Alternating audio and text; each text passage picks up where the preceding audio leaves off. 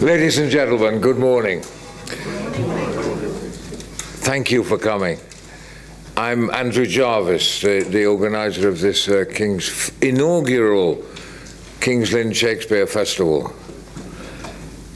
We come now to what is, we had a performance last night at the Age of Man, but we come today to the main thrust of why I wanted to put this festival together, which is that possibility that in this very space, Will, the old man, did his stuff in 1592.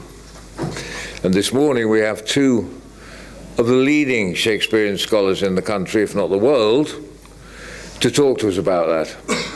I'll introduce them in a moment, but just to share the format with you, Richard, who I'll introduce you properly to in a moment, will give his paper first, and then Matthew will give his paper straight away afterwards, and then I think that's probably the best way to proceed. And then after that we'll have questions and answers, and there will be a microphone which will be passed amongst you with the house lights up, so that you, a bit like question time, so you can ask questions, and then we'll just sort of open up to a sort of general discussion. We've got plenty of time. We've got 2¼ hours, so that should cover it.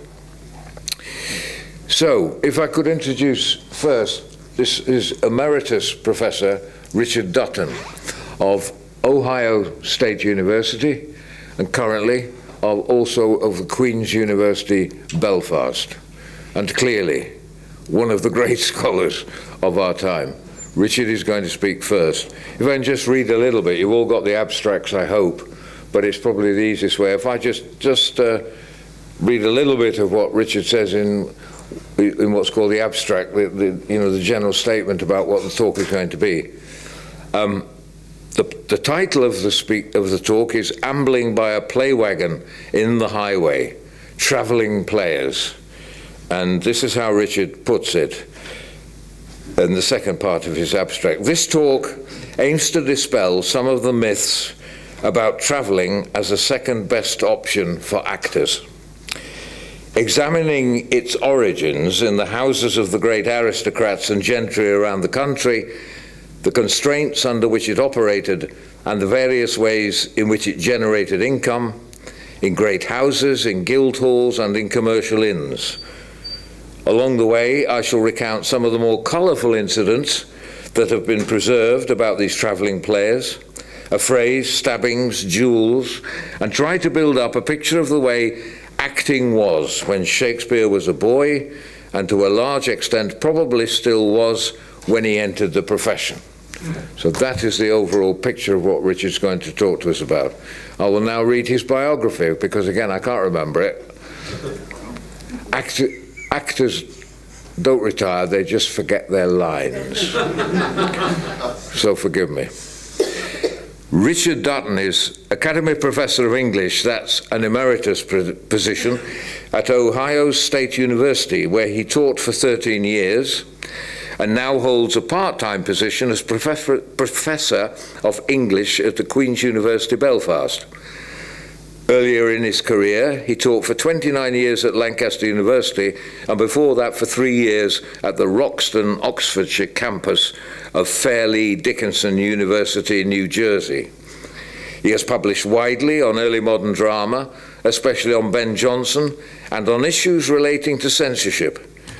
His publications include Mastering the Revels, The Regulation and Censorship of English Renaissance Drama, that's 1991, Licensing, Censorship and Authorship in Early Modern England, Bugger's Words, I hope I'm saying that right, Bug's Words, 2000, and see why I'm not an academic, and Shakespeare's Court Dramatist, 2016. He has edited numerous collections of essays, including 4 volumes of Companions to Shakespeare's Works, 2003 with Jean Howard, and the Oxford Companion to Early Modern Theatre in 2009. He's also edited a number of plays, including Jonson's Epicene, the Revels play edition of 2003, Volpone in the Cambridge edition of the works of Ben Jonson, 2012, and, with Stephen Galbraith, Thomas Drew's The Duchess of Suffolk, 2016. His most recent book is a monograph Shakespeare's Theatre, A History, Wiley and Blackwell, 2018.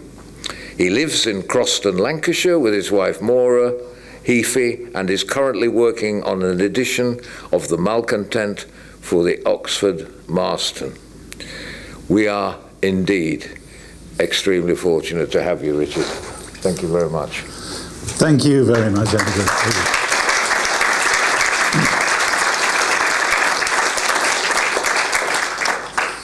Thank you, Andrew, and thank you all for coming today. I'm not standing at the podium because my legs really won't let me stand up that long. I'm sorry. So I hope you can manage me sitting down. Yes, Andrew's given you an explanation of what the paper's about.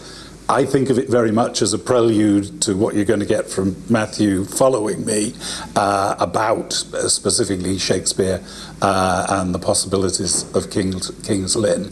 I won't be touching on that at all. I'll be dealing with, as it were, the background which makes that possible. Okay. History is, of course, written by the winners. And this was never more true than in the case of the travelling players of Elizabethan and early Stuart England. The winners in this context were those players who did not travel, or did so only relatively rarely. These were the 10 or so companies who occupied purpose-built playhouses in and around London between 1594 and the outbreak of the Civil War in 1642. Those are the ones who have left us the overwhelming majority of plays which we collectively describe as early modern drama. But those companies were always a privileged minority, operating under the protection of the courts of Elizabeth, James and Charles. And they represented a new and sometimes sensationally effective business model, which largely eclipsed the older model, that of the travelling players who plied their trade by touring the country, moving from town to town and country house to country house, but never settling in any one place for any length of time.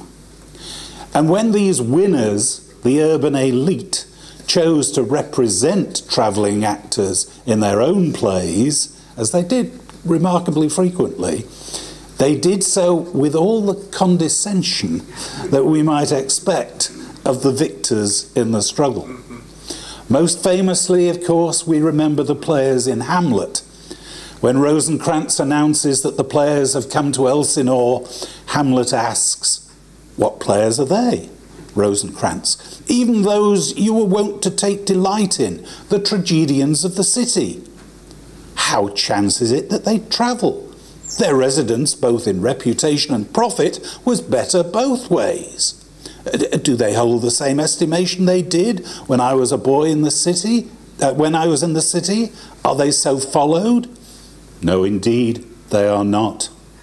How comes it? Do they grow rusty?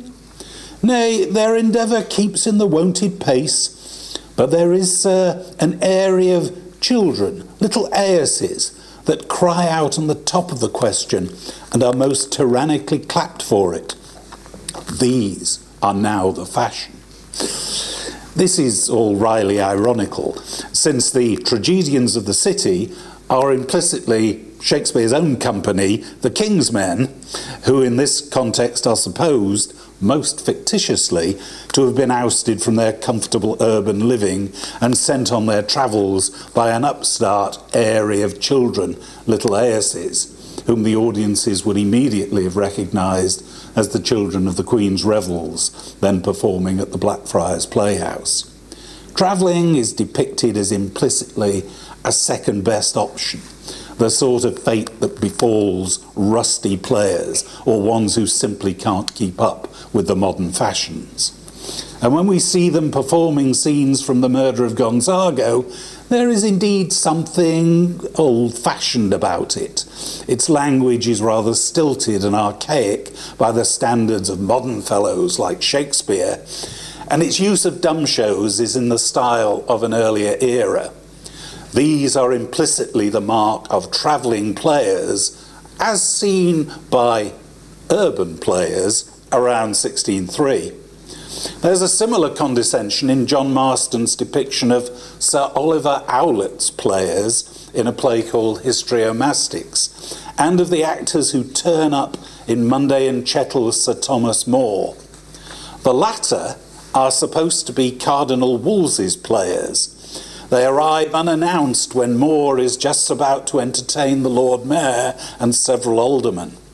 They have, this is kind of useful information in a way, they have 4 men and a boy, and a repertory of 7 interludes or morality plays, including The Cradle of Security, Lusty Juventus, and The Marriage of Wit and Wisdom. More chooses the last of these. He observes that with only 1 boy, there's but few women in the play. The lead player replies, 3, my lord, Dame Science, Lady Vanity, and Wisdom herself. More considers this rather a lot for 1 boy. He's going to be changing costumes quickly. By Our Lady, he's laden, he says. When Thomas More asks if the players are ready, enter Inclination, the vice, ready, i.e. in costume. He beseeches More, we would desire your honour but to stay a little. One of my fellows is but run to Ogle's for a long beard for young Wit, and he'll be here presently.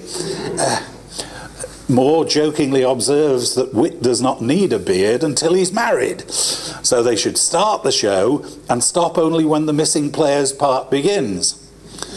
The performance comes to a halt when Inclination calls out, is Luggins come yet with the beard? Enter another player. No, faith, he's not come. Alas, what shall we do? And of course, Thomas More steps up himself to supply the missing role of good counsel extemporically, as the text says, until, finally, enter Luggins with the beard. But More decides at that point that it's best to suspend the performance until after a banquet, and we never see the end of this morality play, though we do see the players rewarded by More as he's called away on the king's business. Money is always important in this. No troupe so amateurish and ill-prepared ever actually served the great Cardinal Wolsey. But allowing for the fiction, much of this depiction is actually quite accurate. 5 was a very small group by later standards, but not unusual for travelling players back in the early 16th century. Lusty Juventus, one of those that they could have played, was printed with the claim, 4 may play it easily, taking such parts as they think best. Cardinal Wolsey's men, in this context, were prepared to put on one of 7 plays like this, most in an old-fashioned interlude or morality play mode. A tiny proportion, that 7 that they could perform, is a tiny proportion of the 30 or 40 plays that the city players had in repertory at any one time, and were continually turning over besides. The travelling players moved from place to place, and they didn't need to have a large stock of plays. They'd only perform a couple of times in any one place, and they didn't need to renew them very often because they'd be moving on tomorrow, as it were. It seems unlikely that the travelling players actually ever turned up without ensuring beforehand that they would be welcome, though we keep seeing, as we've just seen in those 2 examples, versions of that happening. But they would always be limited by the resources they could carry with them, usually in a single cart, we gather, so that the possibility of mislaying a long beard or any other prop or costume must have been quite plausible. Ogle's may well have been a familiar London shop that dealt in wigs and other hair items. The depiction of the players here is still condescending, but a affectionate in its way, unlike Thomas Dekker's jibes in a play called Satyromastix about Ben Jonson's lowly beginnings as a player. Thou put'st up a supplication to be a poor journeyman player, and hadst been so still, but that thou couldst not set a good face upon it. Thou hast forgotten, and you may remember the title of the piece, how thou amblest in leather pilch by a play wagon in the highway, and tookst mad Hieronymo's part to get service among the mimics. Being a travelling player, in this estimation, was the lowest of the low. But this is a travesty, as I say, the version written by the winners. And I want in this paper to set the record straight. During Shakespeare's youth, travelling players included the cream of professional players, including the great Edward Allen, creator of many of Marlowe's major roles, and the incomparable comic Richard Tarleton, to whom I'll return, and it is quite likely that Shakespeare saw them in his native Stratford. From the beginning of Tudor England, if not earlier, it had been usual for aristocratic households to engage in theatricals during the Christmas revels period, inviting the local gentry in to share in the good cheer. Sometimes the shows they mounted might be taken to neighbouring major households as seasonal offerings, for which those involved, servants or retainers of the Lord, would receive hospitality and a small reward. It was all part of the pattern of reciprocal patronage which held early modern communities together. Over time, the practice they developed and became more sophisticated, and groups who were clearly more professional players than household retainers emerged and travelled even further afield. But they did not lose touch with their patrons. Such patronage was essential if they were to avoid the increasingly brutal treatment being given to vagabonds and masterless men in this period. The issue became acute with the 1572 Act for the Punishment of Vagrants, which, at least in theory, restricted the patronage of players to members of the aristocracy, barons, earls, and senior to that, and removed it from such as knights and members of the lesser gentry. This immediately shrank the ranks of viable patrons for the major companies. There were only about 80 aristocratic households in the whole country, and many of them were not interested in being responsible for players. Those who did secure the required patronage were self-selectively the most impressive performers of their day, and very clearly professional in every other respect. The Act also required them to have written proof of their patronage, and so we find the great Earl of Leicester's men writing at this point to their lord. We therefore, your humble servants and daily orators, your players, for avoiding all inconvenience that may grow by reason of the said statute, are bold to trouble your lordship with this our suit, humbly desiring your honour that, as you have been always our good lord and master, you will now vouchsafe to retain us at this present as your household servants and daily waiters. Not that we mean to crave any further stipend or benefit at your lordship's hands, but our liveries as we have had, and also your honour's licence to travel amongst our friends as we do usually once a year, and as other noblemen's players do and have done in times past, whereby we may enjoy our faculty in your lordship's name as we have done heretofore. They persist in the polite fiction that their touring amounts to travel amongst our friends as we do usually once a year, as it once might have been. But it was by now a fully professional operation, albeit conducted within the courtesies of Elizabethan social decorum. The grandest companies, like Leicester's, proclaimed the magnificence of their patrons as they toured the land in their distinctive liveries, selecting their routes so as to be sure to call on their lord's relations, friends and allies, but also so as to take them to the most prosperous towns and cities along the way. In 1639, when he was 75, a devout Puritan, Robert Willis, wrote Mount Tabor, or Private Exercises of a Penitent. Good Puritan stuff. But what he usefully did from our point of view was to recall a stage play which I saw when I was a child. This is how he describes it. In the city of Gloucester, the manner is, as I think it is in like corporations, that when the players of interludes come to town, they first attend the mayor to inform him what noblemen's servants they are, and so get licence for their public playing.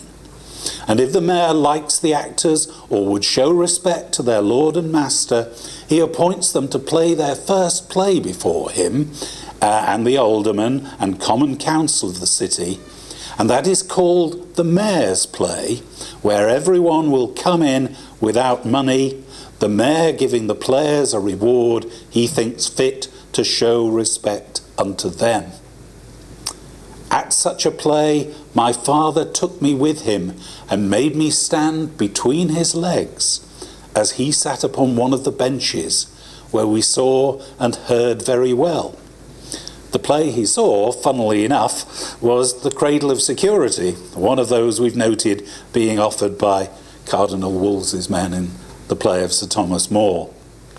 And they would have played the mayor's play in a building like this, the Guildhall of the town, the most prestigious place that they could do it. What we see here is that critical intersection of social hierarchy and commercial self-interest, which was always central to the experience of the travelling players. They are first and foremost representatives of their lord, paying their respects to the chief local officer, and he will reward them on a scale which properly acknowledges their lord's standing. Leicester's men, for example, always received amongst the highest payments, second only to the Queen's own players when she chose to create a company of her own. In Stratford in 1587, for example, the Queen's men received 20 shillings, a pound in the old money, as some of us may remember, when they turned up, which was exactly twice as much as Leicester's men got, 4 times as much as the Earl of Essex's men got, and 6 times as much as Lord Stafford's men got. All perfectly gradated. But that payment, and this is something that's often been overlooked in the past, was only the tip of the iceberg of what they're going to get as touring players. We notice the reference to getting the licence for their public playing. This was the Lord's permission to perform commercially in the town, and this again would be measured by their standing, usually on a scale of from 1 to 3 performances, with 3 normally only being reserved for the servants of the highest grandees. Those performances would normally take place in the town inns or any other suitable enclosure. The mayor might insist on having their plays read beforehand to rule out offensive material, though from the 1570s onwards, the major companies were licensed by a royal official called the Master of the Revels, which made this unnecessary. The mayor's play, by contrast to those in the town inns, would normally, as I say, be given in one of the town's grander buildings, commonly the Guildhall, but in cities like Chester and York, they sometimes played in the cathedrals. Robert Willis writes rather loosely that everyone will come in without money. It's true that the audiences didn't pay at the mayor's play, but those who were allowed to turn up were actually the town's most respectable citizens, not the hoi polloi who could be expected to pay down at the inn. and the seating reflected the social order, the players performed probably on a slightly raised platform at the top of the hall, but beyond them, that is, behind where I'm sitting, behind them as we might think of it, sat the mayor and most of the most prominent citizens in their robes and finery, some doubtless with their sons between their legs, like Willis, while everyone else sat in the normal way in ranks below the stage, like you lot. The arrangement mirrored similar stagings at court, in the Inns of Court and the Oxbridge colleges, and indeed at most great houses. The effect was such that the majority of the audience saw their social superiors through the performance.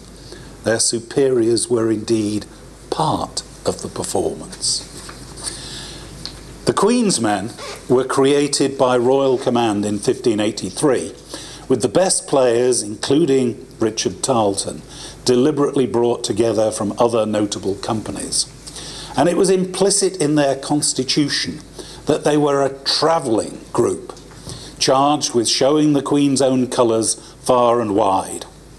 Their repertoire included some of the earliest chronicle history plays, such as The Troublesome Reign of King John, The True Tragedy of Richard III, and the famous victories of Henry V, and contained distinct elements of national and religious propaganda at a time when the country feared Spanish invasion.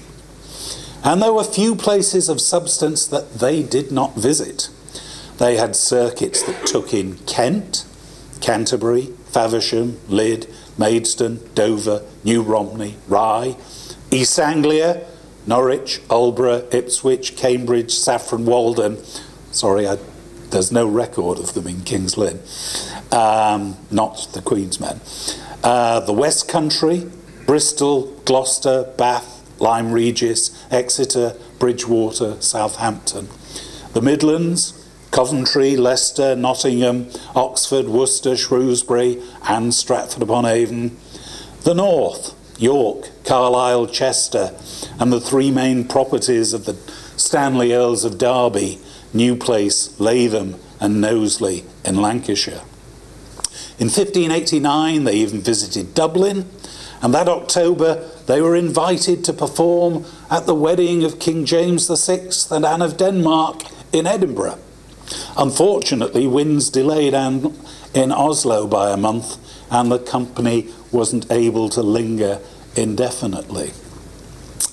An incident in Norwich on Saturday, June 15th, 1583, shortly after their formation, gives us some real information about playing on the road, this time in a public venue. The Queen's Men had previously given their Mayor's Play at the Guildhall and were now performing at the Red Lion Inn in Norwich. There was an affray. A man recorded only as George was killed, and two of the players, John Bentley and John Singer, major figures in the pack, were imprisoned while the city authorities investigated. It all began when, as Edmund Brown, a Norwich draper, deposed, one Winston would have entered in the gate, but would not have paid until he had been within. And thereupon the gatekeeper and he striking, Tarleton, the clown, came out off the stage and would have thrust him out at the gate.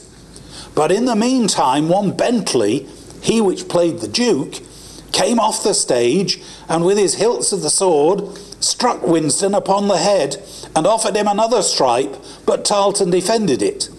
Whereupon Winston fled out the gate and Bentley pursued him. And then he in the black doublet, which kept the gate, identified elsewhere as the player John Singer, in costume and wearing a false beard, ran up into the stage and brought an arming sword, and as he was going out of the gate, he drew the sword and ran out. Another examinate, Henry Brown, deposed how he saw one in a blue coat, that was George, cast stones at Bentley and broke his head, being one of her Majesty's servants. Whereupon, yes, whereupon the examinate said, Villain, wilt thou murder the Queen's man? And the fellow called this examinate villain again. And thereupon this examinate struck him with his sword and hit him on the leg. Various depositions established that Singer and Bentley also stabbed George. Singer in the shoulder, though he denied drawing blood, and Bentley thrust at him twice with his naked rapier. The one thrust was about the knee, but he, that is Brown, knoweth not where the other thrust was. Since Bentley and Singer were released, they were apparently not held at fault. Possibly Brown's blow was deemed responsible for George's death, but even he could claim that he was defending Bentley. One Thomas Holland heard Brown say, I have sped him, and Bentley reply, Well done, boy, we will bear thee out on it. Brown's own version of what Bentley said is, Be of good cheer, for if all this matter be laid on thee, thou shalt have what friendship we can recall for thee. Being the Queen's servants, at the very least, ensured that they would get a careful hearing, with powerful patronage in London, should it be needed. The whole incident started as a result of Winston's ignorance of the conventions of payment for a performance at an inn. He was probably used to performances in the street, where the actors would erect a stage and solicit payment during the course of a play, or maybe at its end. That arrangement could be subject to any manner of abuse, some of the audience slipping away without paying, others offering less than full payment if they'd not been happy with what they saw. One of the attractions of playing in the inns was that the actors could control a limited number of entrances and demand payment in advance, as would happen, of course, in the purpose-built London playhouses. But Winston evidently objected to this and came to blows with John Singer about it. For the Queen's men, collecting the take was so important that one of their own senior players, Singer, was entrusted with the role of gatekeeper, and he did it in costume and makeup, ready to take his place in the performance on time. It was a well-oiled machine by this time. Acting was not yet quite the genteel profession that it has today become. And touring for those who could not afford horses must have been really hard work. Sir Oliver Owlett's men in Histriomastix complained that they travel with pumps full of gravel and never can hold together. And we remember that image of Ben Jonson in his leather jacket, ambling, that is, rolling from side to side, alongside the cart carrying all the company's costumes and properties. Yet, contrary to what we used to think, it was not badly rewarded, at least for the most elite companies. The principal costs of touring were for food and lodging, which one scholar estimated at £1 per day per person around the late 1500s. Horses, either to ride or to pull a wagon loaded with costumes and props, cost another £1 a day for each horse. So a major company, like the Queen's men, would have spent 25 shillings a day to feed, lodge and horse 12 actors, when we can trace them touring, say, through Coventry in July 1584. They received 12 shillings from the mayor. Lord Berkeley at nearby Culloden Castle on the 1st of July gave them 40 shillings, and that was on the 4th. These are only the figures that we can recover where the records of payment happen to be kept. And those figures would barely have covered half their expenses of 100 shillings or £5 for the 4 days in question. But it isn't the whole story. The players who visited Elsinore were to be well bestowed as Hamlet puts it, fed and accommodated probably better than they could afford it themselves. And they were not necessarily moved on immediately after their performance, but might enjoy the Lord's hospitality for a few days while they were giving only 1 or 2 performances at his house, but subsequently at the town inns. So 3 nights at Culloden would have meant that they pay only for a single night in Coventry, turning a crippling loss into approximately £1 profit. And that's before other sources of income are taken into account. We know that this same Lord Berkeley, whose theatrical expenses are well recorded, gave rewards to performances when he visited his friend Sir John Hungerford. So others might well have done the same at Culloden. And of course there were the public performances to consider. It would only have taken 120 persons paying 1 old penny a head, as at the London venues, to make another £1. While we know that they also sometimes used the balconies around the inn courtyards for part of the audience, almost certainly charging more for that, perhaps 2p, as in the basic galleries of the early London theatres.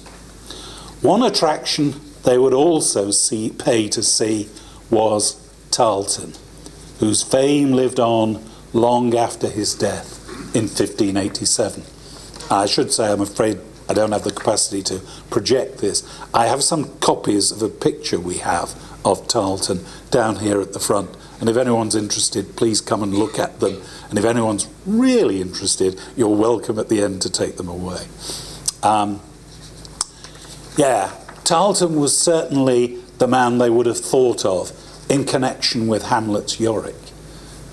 The dating actually works quite well from the timing of the play.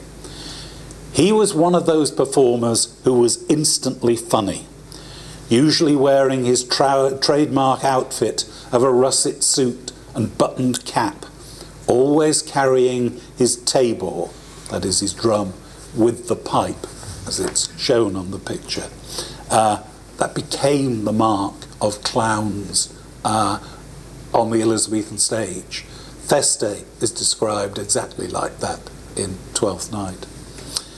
Thomas Nash gives us a glimpse of Tarleton at work in this anecdote about a muddle-headed country justice, that having a play presented before him and his township by Tarleton and the rest of his fellows, Her Majesty's servants, and they were now entering into their first merriment, as they call it, the people began exceedingly to laugh when Tarleton first peeped his head out of the curtain. Whereat the justice, not a little moved, and seeing with his becks and nods he could not make them cease, he went with his staff and beat them round unmercifully on their bare pates, in that they, being but farmers and poor country hinds, would presume to laugh at the Queen's men, and make him more account of their cloth in their presence. He didn't understand the rules. Of course they were meant to laugh.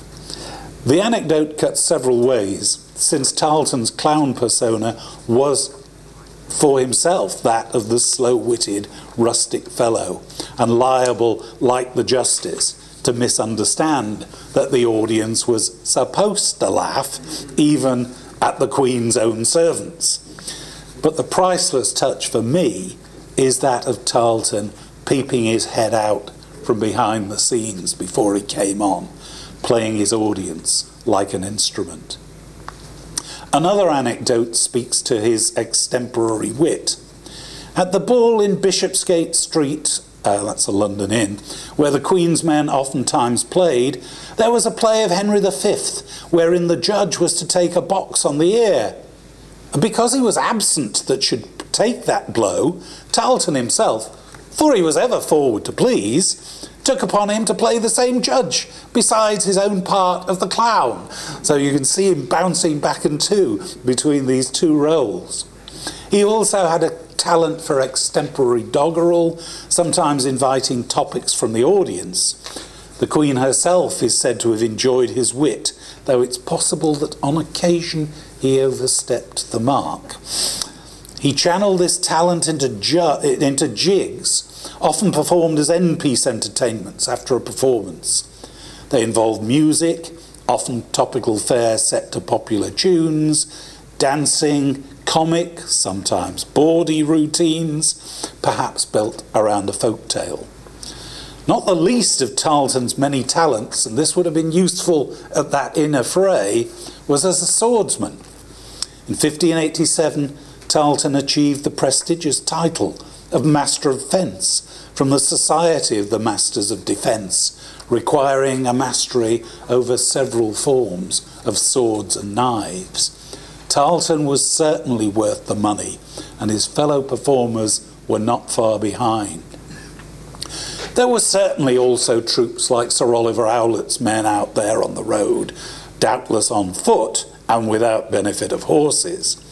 And they survived long after the heyday of Tarleton and the Queen's men, as we know from a scandalous case in 1609, when Sir John Yorke of Cowthwaite Hall in West Yorkshire entertained some 100 of his friends and neighbours at Christmas. Sir Richard Cholmondeley's players, based in Whitby and led by Christopher and Robert Simpson, were there to put on a play. They offered the Yorkes a repertoire of 4 plays from which to choose.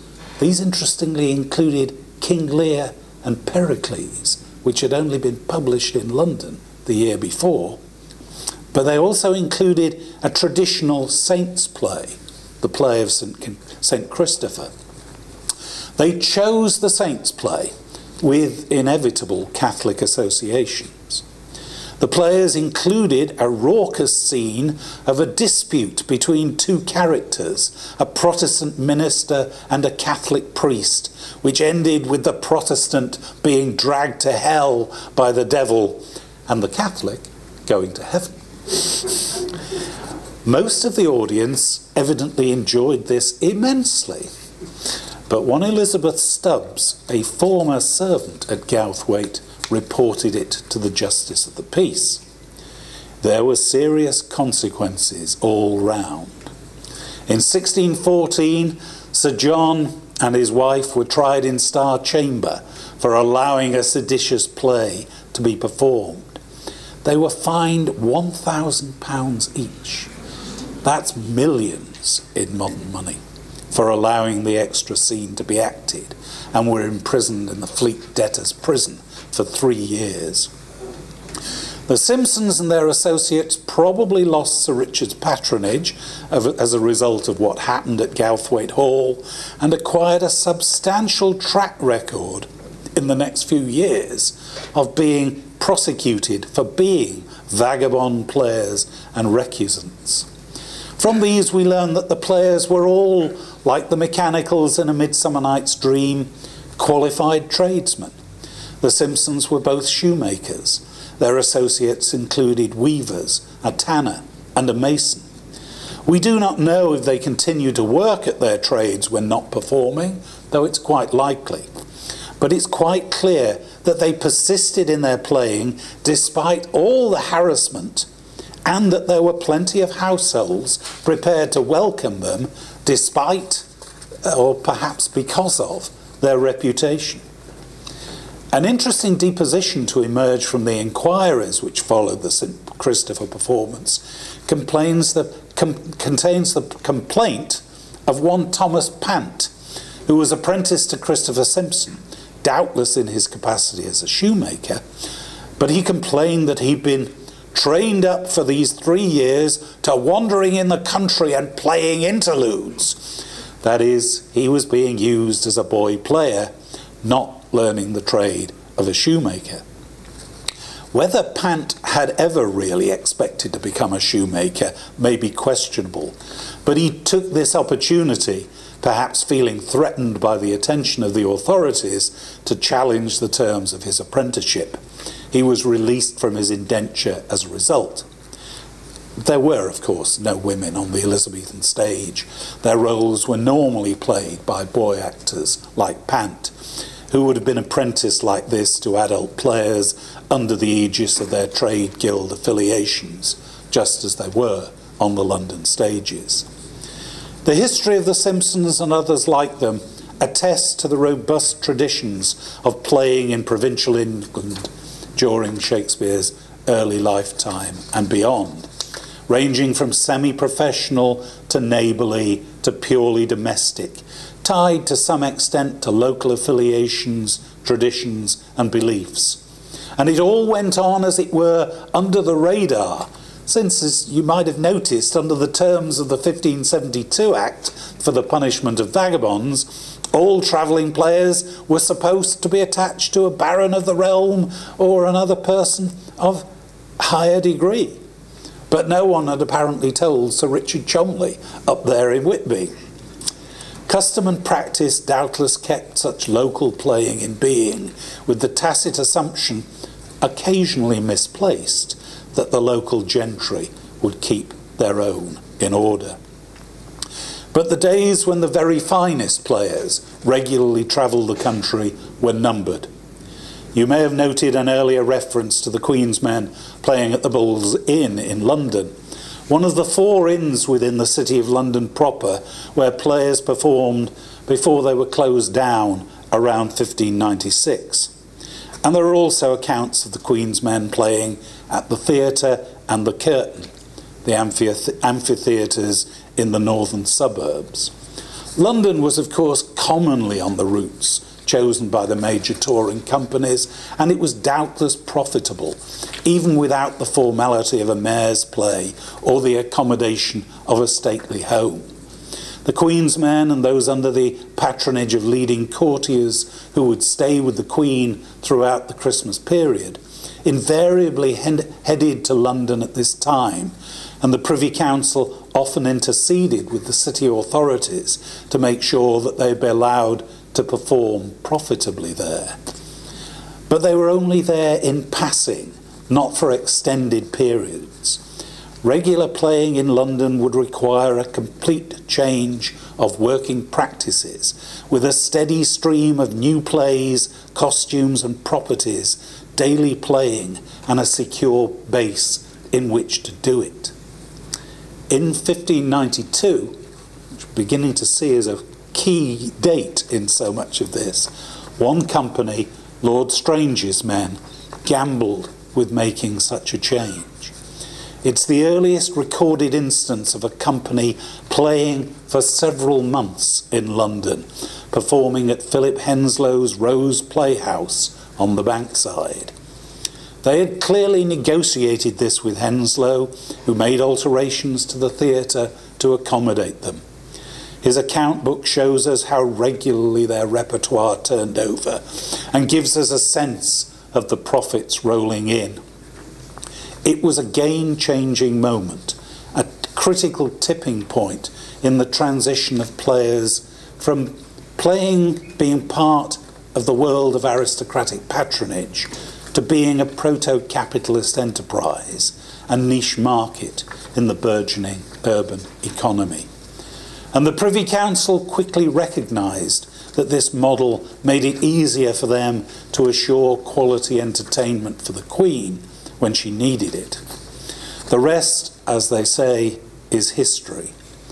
Enter the Lord Chamberlain's Men at the theatre and the Lord Admiral's Men at the Rose, who would dominate London playing for most of the 1590s. Touring players, as I say, did not vanish overnight. Troops continued to tour the provinces in the manner I've described well into the 1630s, but they were no longer normally including the best players, except for examples when the plague in London sent the King's Men on their travels. The fate of the Queen's Men seems exemplary in this regard. They had started with a phenomenal range of talent, so much in fact that they were often able to send out 2 troops at a time, and they dominated the revels season at court for most of the 1580s. But from the beginning, they began to lose their leading lights, they actually managed to lose their leading dramatic actor, William Nell, in a duel with one of his fellow actors. That was in 1587. Including, as I say, they also lost Tarleton, who died in 1587. And by the 1590s, they'd lost ground at court to Lord Strange's men. Then in 1593, the Dutton brothers, to whom I am very, very, very distantly related, John and Lawrence, these men were players of long experience who had effectively become leaders of the troupe. They gave up playing altogether. In the plague-hit winter of 1593-4, the Queen's men played one last solitary time at court, the only performance at all there that season. In April 1594, Henslow records that they performed for 1 week at the Rose with the Earl of Sussex's men, probably two troops looking for mutual support after the rigours of the plague. But around that time they sold off many of their playbooks to the stationers and slipped back into the provinces, never apparently to return to London again. They can still be traced touring in the south of England, shadows of their former selves, until the end of Elizabeth's reign, when they disbanded. The great days of the travelling players were over, their history a topic to be mocked or affectionately remembered by the playwrights of the London companies who had replaced them. Thank you.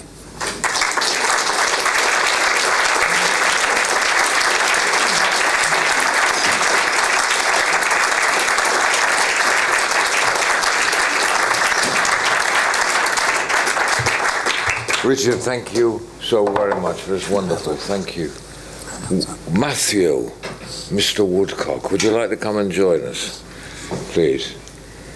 Keep those questions in your minds, folks, that I'm sure you'll have for Richard, and then we'll return after Matthew's. Do you want to just have a seat there for a minute, Matt? And I'll.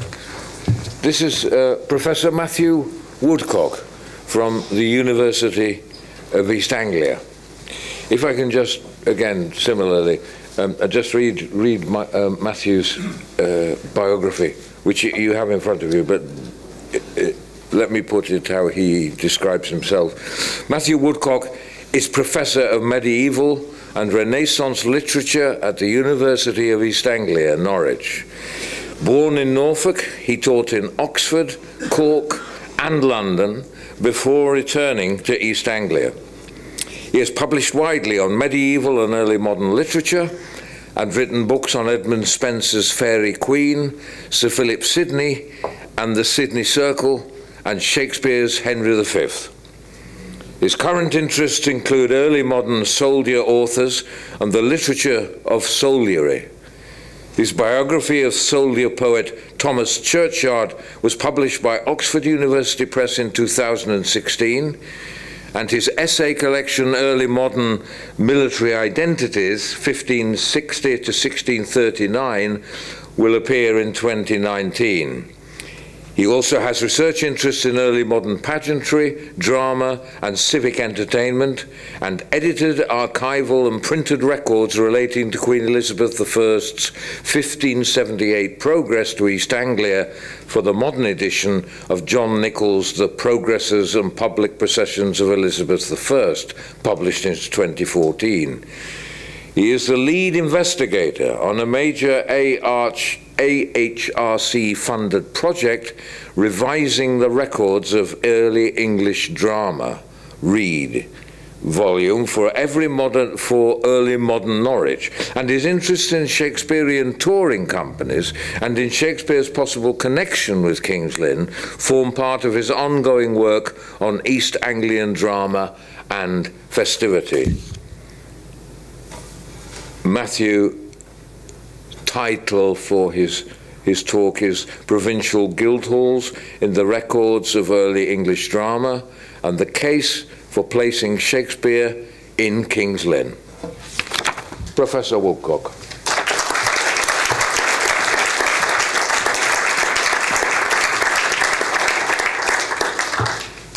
Thank you very much. Thank you to Andrew, and thank you to Richard for his paper. My paper, Provincial Guild Halls in the Records of Early English Drama, the project which I've been involved with for quite some time now, and the case for placing Shakespeare in King's Lynn. Which begins with a question. So why are we here? What brings us to this particular building and kind of building? And what kinds of tradition of performance are we honouring and celebrating in an event like this, the Shakespeare Festival? My paper this morning examines the importance of provincial guild halls in the history of Renaissance drama, both as sites of performance and as places that played a key role in the administration and regulation of drama and festivity in the age of Shakespeare. Part of my research at UEA involves examining and editing the records of drama, festivity, music and sports in Tudor and Stuart Norwich, but my attention also expands wider to consider the broader regional context of these. I'll be drawing on this work today to provide a framework for understanding the significance of St George's Guildhall and buildings like it. I should say at this point that this isn't a history of the Guildhall or indeed of Tudor Lynn, though we'll be hearing from those, I think, with expertise in these areas over the course of this weekend, potentially. I'll then move on in this paper to focus on one particular visit made by a company of touring players in the early 1590s, and I'll review the case for placing William Shakespeare in King's Lynn. I'm then happy to take questions at the end as part of our collective Q&A. Urban historians interested in the 16th and 17th centuries have drawn attention to the huge role that guild halls, town halls, civic halls played in provincial towns and communities across England in this period. I'm using the term guild hall here to describe the post-Reformation function of the many buildings that had previously been owned and used by religious guilds, such as those of St George's or Holy Trinity here in Lynn, but which became the property of civic or borough corporations, effectively local government, during the 1540s. As well as being vital for administration of town finances, trade, local government, record keeping and liaison with central government, guild halls and town halls, the terms are frequently synonymous in the contemporary records, were often the focal point of how a town or city presented itself and projected its own identity. We're talking here about civic pride, noting these buildings' symbolic as well as practical functions, and to the ways in which a local mayor and council wielded and enjoyed authority. Although I'm talking today primarily about sites that hosted travelling playing companies, we must not forget that town halls and local government across Tudor and Stuart England expended vast sums of money putting on their own entertainments, pageants and musical events, which frequently focused around civic buildings and civic spaces. Towns and cities of the period were themselves stages, and local authorities were rarely unaware of the importance of displaying their power and publicly celebrating local identity, tradition and history. There are copious records in Lynn's congregation books of payments made to the town's musicians, or the waits as they were known. Down the road in Norwich, the city's Guildhall itself was often used as a platform for accompaniments to festive occasions being held at the marketplace.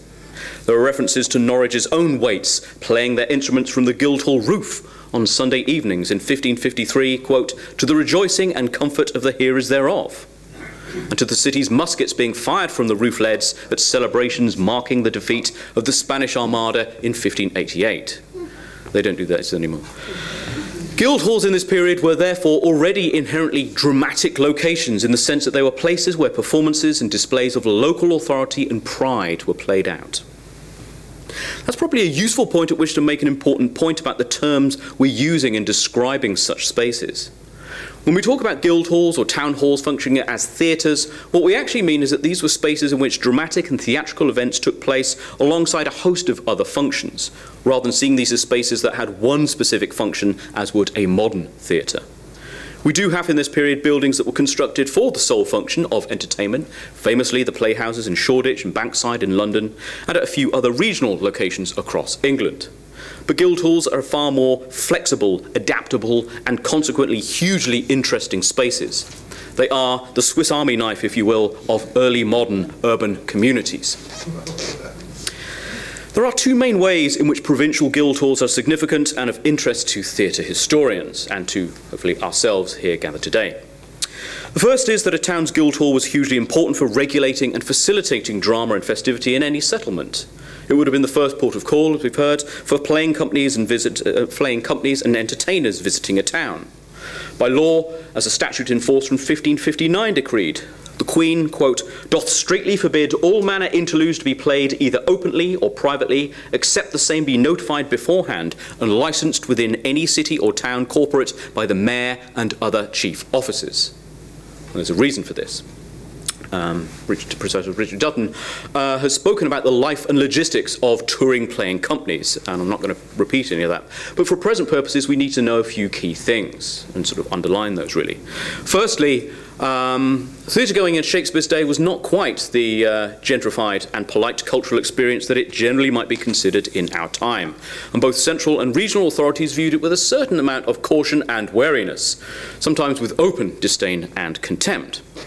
As we've heard, the 1572 Act for the Punishment of Vagabonds lumped together, quote, common players in interludes with bear wards, minstrels, jugglers, peddlers, tinkers, and petty chapmen in a piece of legislation specifying that, and this is my second key point, all players without the right to wear the livery of a great patron from the nobility must be counted as vagabonds.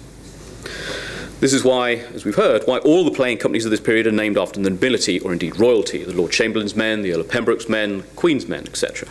Unlivery players, those who were not part of a patronised company, might be considered little more than a slightly better class of beggar. Now, as always, legislation prescribes what should have happened.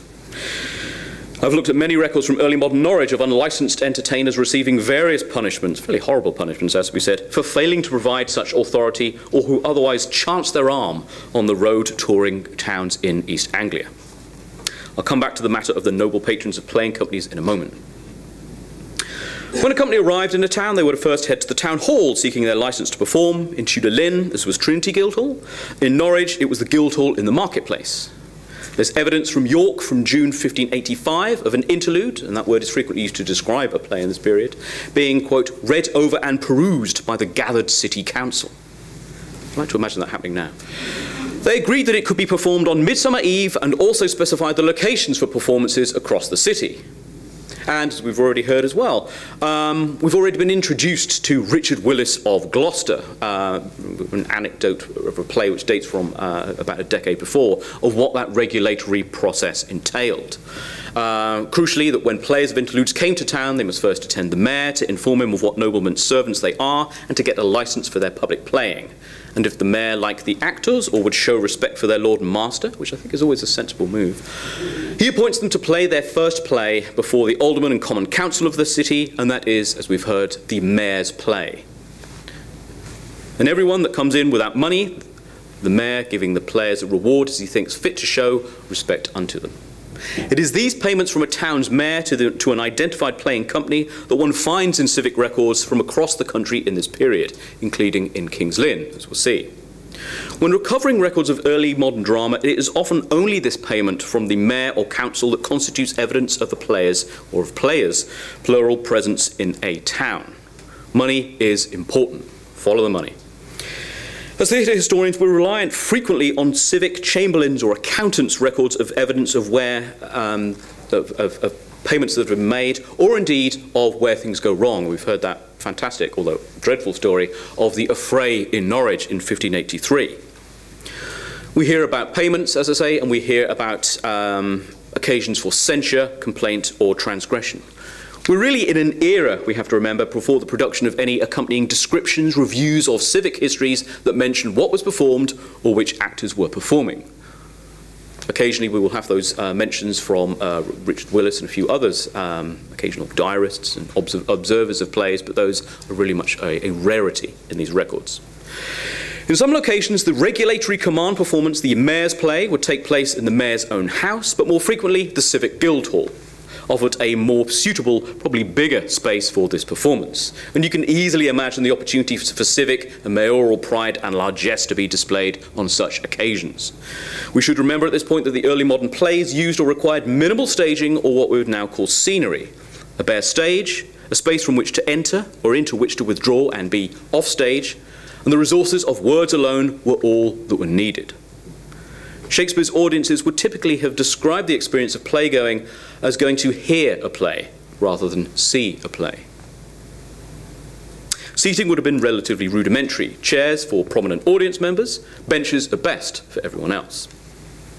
Early modern guild halls, like the great halls at court or nobles' houses or college halls, made perfect performance spaces both for the initial mayor's play and sometimes for subsequent performances subject to approval. I should also note that we have plenty of cases where companies were paid not to perform.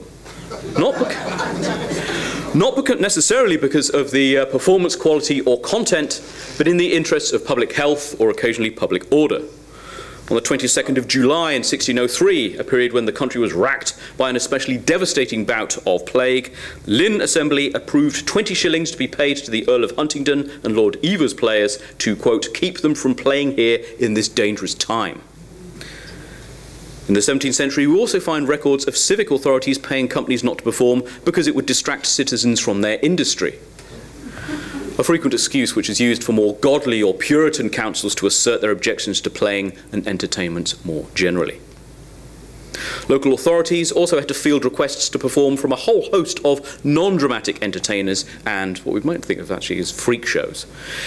In 1572, someone seeking to show a, quote, monstrous calf with 4 eyes and 2 mouths appealed for a licence at Shrewsbury's Booth Hall. In Norwich, in October 1616, the council agreed not to allow the performance of 2 Frenchmen seeking to show a woman dancing on ropes and the, quote, strange feats of a baboon. Also a missed opportunity there.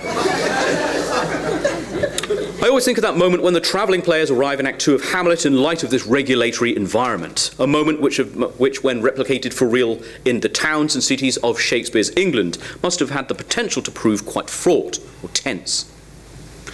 Once in possession of their licence from the mayor and council, a company would perform at specified locations in a town, usually those long established for such a function, such as inns, open spaces such as churches or churchyards, and indeed, very commonly, in guild halls as well.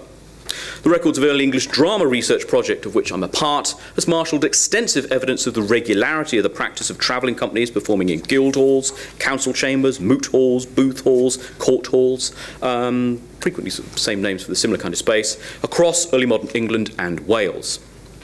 Companies used larger spaces such as we find locally in Lynn, Norwich or further afield, in York's Common Hall or Bristol's Guild Hall.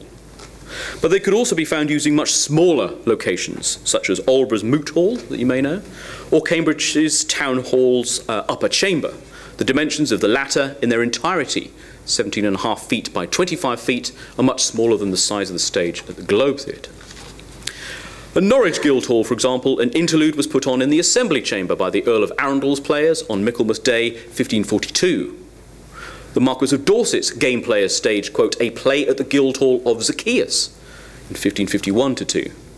And Lord Ambrose Dudley's players visited the city in 1563-4 and were rewarded for, quote, playing a game in the Guild Hall Free Chamber, and that was playing a play. Guild halls certainly appear in early modern records from across the country as the most commonly used indoor venue for performances. They were an attractive prospect for a company as there were usually some guarantee of reward, as we've heard, as opposed to the slightly irregular outdoor, harder to regulate spaces. And indeed, inn-yards, as we've heard in Norwich, could bring their own problems. Note too that Guildhall performances also brought profits back to local authorities, as travelling companies sometimes paid for the hire of these spaces, as they did in Blandford, in Sherborne, in Dorset, and in Chard and Bath in Somerset. In the 1590s, the going rate for hire was about 2 shillings. In 1616-17, Queen Anne's men paid 3 shillings and 4pence to hire Bath Guildhall. The use of early modern guild halls as performance spaces plays an important part in theatre history and in that transition between inn-yards and purpose-built playhouses. At Lynn, the aforementioned Mayor's Play would have been performed either in Trinity Guildhall or at St George's. We have reference to both spaces being used for various forms of entertainments dating back to 1445 or 6. And this reference is literally to kind of ludic exhibitions, as it states in the records in the Chamberlain's account roll. It could be argued too that the St George's Guild and its hall, here, already had established pre-Reformation traditions of civic entertainment and performance, judging from records in the congregation books from 1513-20 to payments for collars with dragon heads, which suggests that some form of St George's procession, as we've had here this week, would have been performed annually, as it was also in Norwich. In 1548, one Thomas Messer received, quote, a harness of cloth of gold and a dragon to be kept for the use of the commons, some kind of processional dragon. Whether the Commons of Lynn did ever enjoy the use of said dragon again after 1548, perhaps possibly during Mary's reign, remains a matter for speculation. The early 20th century historian of Lynn, Henry J. Hillen, after noting the various different functions that St George's had during the Tudor and Stuart periods, as a grammar school, sailmakers' premises, as a courthouse for the quarter sessions, averred that the hall had been used from 1592 as a playing space, described as being, quote, convenient and neat, neither profusely ornamented nor disgustingly plain. Now, a record from the 20th of September 1594 clearly stated that plays were being performed in this hall, called Trinity Hall, obviously where that document is made, and the hall called St George's Hall. This requires us to refine our sense of the relationship between these two buildings when it came to their use for performances and their regulation. An active town council, which met for assembly at Trinity twice a week, in possession, since 1547, of a second large hall in King Street, to which a regular function had yet to be assigned, could well have used this space for the mayor's play as well as any subsequent performances. In Norwich, in the same period, we find a similar situation that offers an insightful parallel. After the city corporation acquired what is now called St Andrew's Hall, a building that you may well know, in June 1540, which was known in this period as the Common Hall or the New Hall, to distinguish it from the Guild Hall in the marketplace, the much larger space, the New Hall or St Andrew's Hall, quickly became the main, though not exclusive, location for interludes and entertainment activities in the city. Visits of travelling playing companies became associated with the bigger, newer building rather than the smaller Guildhall chamber, although we do have those exceptions that I mentioned above. We also shouldn't underestimate the disruption and damage that allowing the playgoing public into an important administrative building such as Trinity or Norwich Guildhall might cause, especially when we take into account what I earlier said about the perceived social status of players and their trade. York's council excluded players from their common hall in 1592, observing, quote, the doors, locks, keys, windows, boards, benches and other buildings are greatly impaired and hurt, and divers of the same broken, shaken, loose, and riven up by people repairing thither to see and hear plays. We hear the same about Sudbury Moot Hall in 1606-7 in regards to, quote, unruly persons resorting thither to plays of interludes. When Lady Elizabeth's players staged a Saturday night performance at Shrewsbury's Booth Hall in 1613, at least one spectator left early, quote, because the company was unruly. At Barnstaple, players of interludes themselves broke the ceiling at the Guildhall there in 1592-3. During the same period, the Earl of Pembroke's men were charged 2 shillings for breaking a bow from the armoury kept at Bath Guildhall, possibly, as Siobhan Keenan suggests, when using it as a prop during a performance of either Titus Andronicus or the third part on Henry VI. And I have to say that that record that we've got from September 1594 that refers to Trinity and St George's being used for playing spaces is actually refers to the fact that they should not be used for playing spaces thereafter. Now, in Bristol, successive payments for repairs to the Guildhall are recorded in 1575-6, 77-8, and 1580-81. Payments for repairs due to the, quote, press of people, the crowds of people who were at the plays that were being performed there. In 1597, Bristol opened its own private playhouse, the council no doubt glad to be able to spare its own building further damage. Tudor King's Lynn didn't quite go down that route, but then again, it didn't need to if the council owned a space that could be given over to regulatory and fee-paying performances. St George's would be the logical choice of performance space. Having spoken about performance spaces, and specifically local and national guild halls, I want to concentrate further now on who exactly may have visited Lynn and performed here. Lynn's population at the end of the 16th century has been put at around 6,000. We know that the town was a regular stop on the circuits for early modern theatrical companies. Lynn's burgeoning economy and relative ease of access made it an attractive place in which travelling players could seek paying audiences during the periods that they would have spent on the roads in the provinces, particularly in the summer months. And again, I'm going to withhold from expounding about travelling companies. We've heard quite a bit about that today, but I'm going to sort of just speak about that as it directly relates to the evidence I'm discussing. Now we have archival evidence in the Chamberlain's accounts and hall books compiled by the Town Council that Lynn was visited by the Queen's men in the 1580s and the 1590s. The Lord Chamberlain's men visited in 1586. This is not the later version of the Lord Chamberlain's men. The Earl of Essex's men in 1591. The Earl of Pembroke's men in 1592-3. The Earl of Sussex's players were here in 1592-3 as well. The Earl of Derby's men were here in 1594. And the Earl of Worcester's men were here in 1598-9. Several smaller, lesser-known companies also performed here, and others, as we've heard, were paid not to perform. I mentioned before that it's often only the barest of financial accounts that provide the extant trace of a company's presence. Infuriatingly, it is really infuriating, in none of these records do we have details of which plays were performed by any of the companies on their visits to Lynn. Now, there is one rather obscure non-Shakespearean anecdote given in Thomas Heywood's 1612 treatise called An Apology for Actors, concerning how, quote, at Lynn, in Norfolk, the then Earl of Sussex's players acting the old history of Friar Francis, at that play, a woman in the audience found her conscience being pricked by a scene involving a ghost that returns to accuse his widow of poisoning her. Said audience member in the anecdote subsequently broke down, admitting that 7 years before she had poisoned her husband and taken up with another man. The murderess is then arrested. Our eyebrows may be raised, not least because of the obvious similarities to parts of the plot of Hamlet. But, says Heywood, that this is true, as well as by the report of the actors as the records of the town, there are many eyewitnesses of this accident yet living vocally to confirm it. This is yet to be proven. Documentation assembled from other provincial records offices suggests that Lynn was part of a well-defined East Anglian series of destinations for travelling players. Other stops included Norwich, Ipswich, Aldeburgh and Dunwich. As Sally Beth Maclean has shown, such circuits were well established by Shakespeare's day, with the same locations being recorded as rewarding players between the mid-16th century and still well into the 1630s. Playing companies would have headed out towards the provinces with a particular destination in mind, perhaps, or as part of a round trip that usually always led back to the centre, London. Circuits or travels might also be determined by the locations or areas of support linked to a company's patron. By the 1590s, there were purpose-built playhouses to the north of the city, in the area of Shoreditch, established in the 1570s, including James Burbage's Theatre, and on the south bank of the Thames at the site of the modern reconstructed Globe Theatre.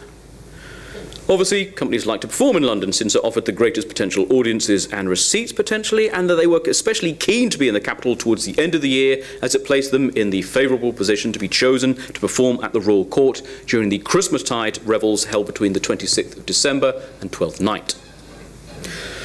Now, it's the record of the Earl of Pembroke's men's visits to Lynn in 1592-3, which is of particular interest to the case I've been making that Shakespeare may have visited and acted in the town.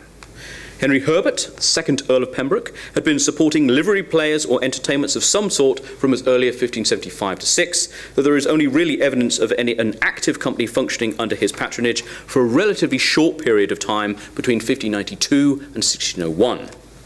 The picture of who was in Pembroke's men during this period is further complicated by the fact that trying to reassemble the composition and itinerary of the early modern companies at a given time is notoriously difficult. And as with other forms of corporate bodies, or indeed sports teams, personnel would come and go, and the patron's name would be used and reused as a convenient banner under which different groups of players would perform and travel. And as indicated above, and as we've heard today, there was a lot at stake in having or losing noble patronage.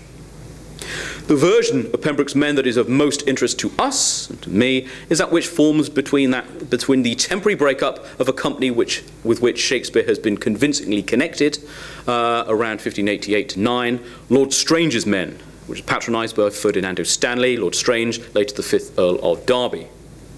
Strange's men splintered in May 1591, with Edwin Allen and a substantial group of the company relocating from Burbage's Theatre to Philip Henslow's Rose Theatre on London's Bankside. The group who remained with Burbage formed a company under Henry Herbert's patronage, Pembroke's men, that was to include Burbage's son Richard. Richard Burbage would become the company's principal actor and chief interpreter of some of Shakespeare's greatest dramatic roles, both in this company and subsequently in the Lord Chamberlain's Men. He would play Hamlet, Lear, Othello, among other major roles. The new company also included Henry Condell and Gabriel Spencer. The latter was an actor perhaps best known as being the victim of Ben Jonson's murderous assault in September 1598. The other name to be connected with Pembroke's men is, of course, that of Shakespeare. As has been suggested, by remaining with Burbage, Shakespeare would now be the principal writer of the emergent company, though this is also a phase of the playwright's life that is difficult to chart, the so-called 7 lost years between 1585 to 92. When they came to be printed in 1593 and 94, several of Shakespeare's early plays state explicitly that they were performed successively by Strange's, Pembroke's and Sussex's men. These were Titus Andronicus, The Taming of a Shrew, and the third part of Henry VI. And to this list we can add the second part of Henry VI. The theatre historian Andrew Gurr has argued that Shakespeare was with his plays in Pembroke's Men in 1592 and 3, by highlighting how textual details in the early printed editions of the second and third part of Henry VI strongly suggest that the author had to be present in and with the company when they performed the plays. Looking at the earliest quarto and octavo versions too of the second and third part of Henry VI, entitled respectively The First Part of the Contention betwixt the two famous houses of York and Lancaster, and The True Tragedy of Richard Duke of York, and then contrasting these to the later versions of each play published in the 1623 First Folio, Gurr concludes that details of staging reflected in the stage directions suggest that the author was on hand when they were first staged. Replications of visual details evoked in these stage directions betrays the hand of a writer who was familiar with the descriptive minutiae of the play's key source, Holinshed's Chronicles.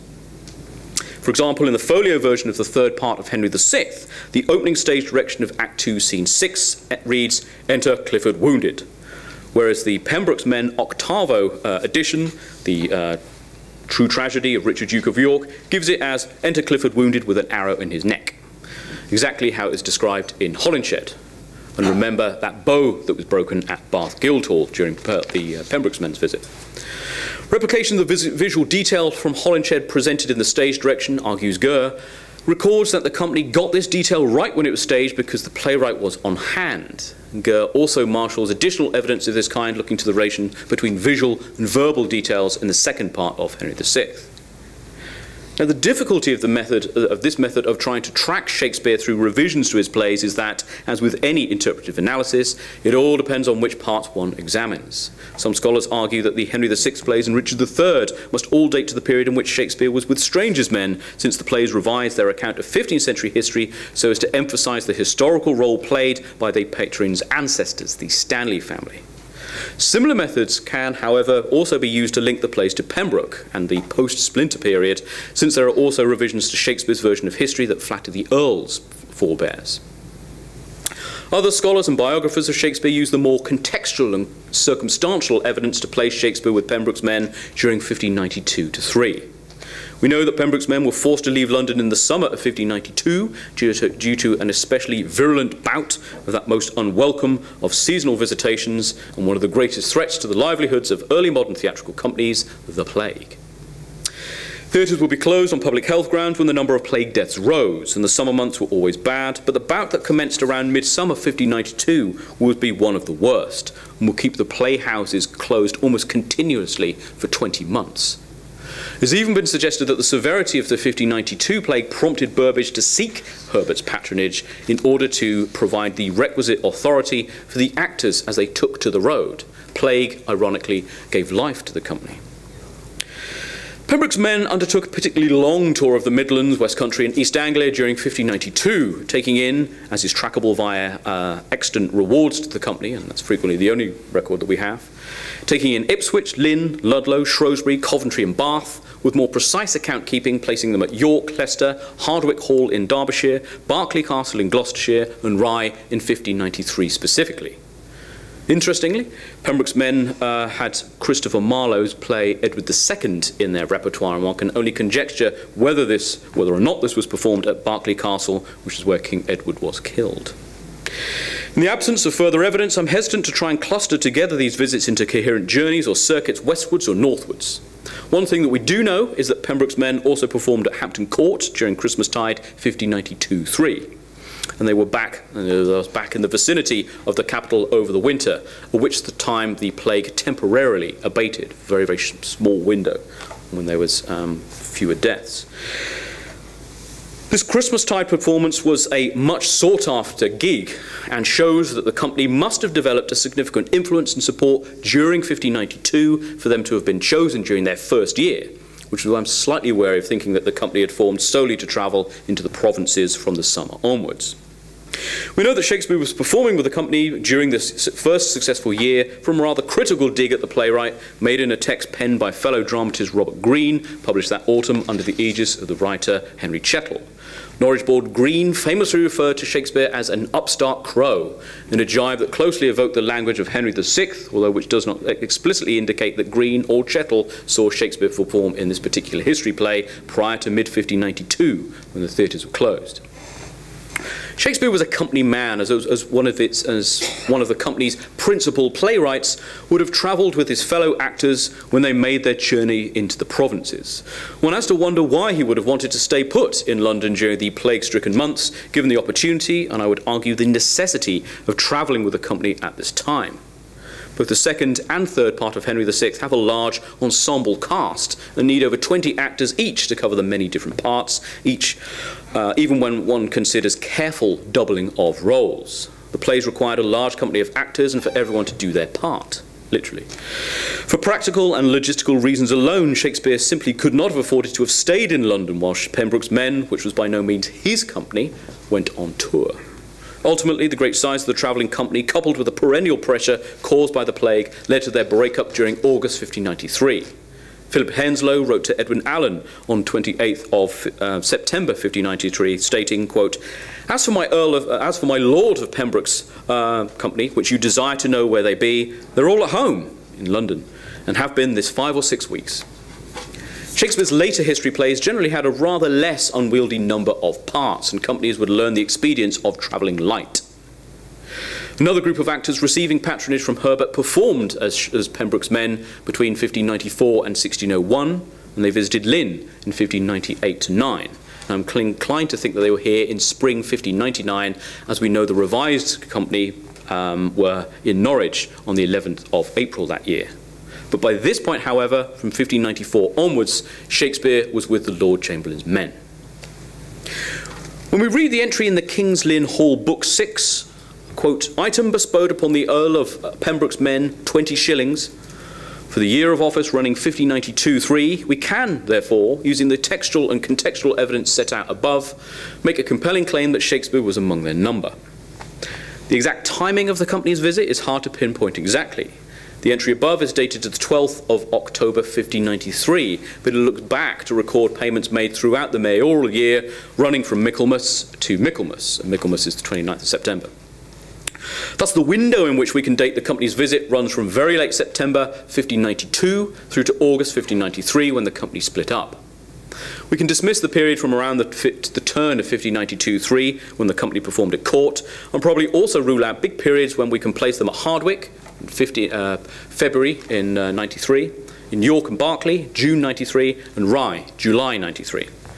We might therefore conjecture, based on the known dates of the company's appearances in other parts of the country, that Shakespeare and Pembroke's Men were here in October to December 1592, or possibly spring 1593.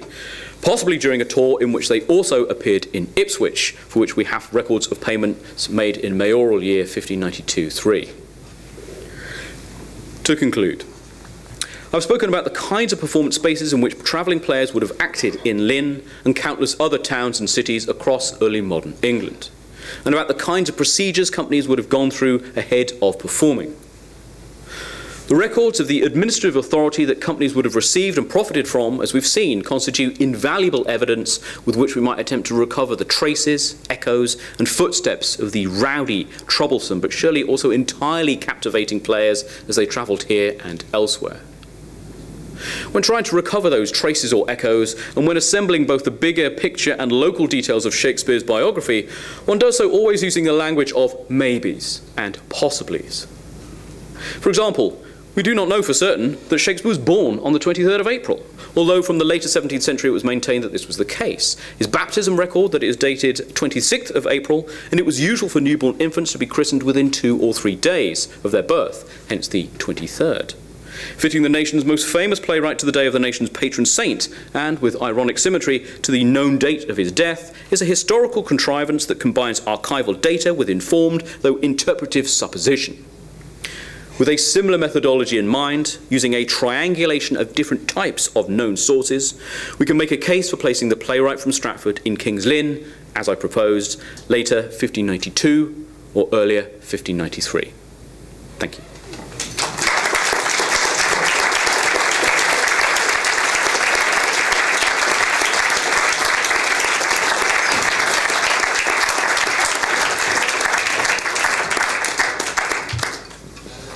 Thank you very much, Matt. Terrific, thank you. Could we have the house lights up, Scott, a bit bigger now? Thank you. Do we have a microphone to hand, I believe? Thank you very much. Ladies and gentlemen, this is your moment to actually quiz these gentlemen. We won't have many opportunities to get two such people on this stage with such authority and such knowledge, and this is the moment to find out as much as we can. So, is there anyone who would like to start by asking either Richard or Matthew a question, please?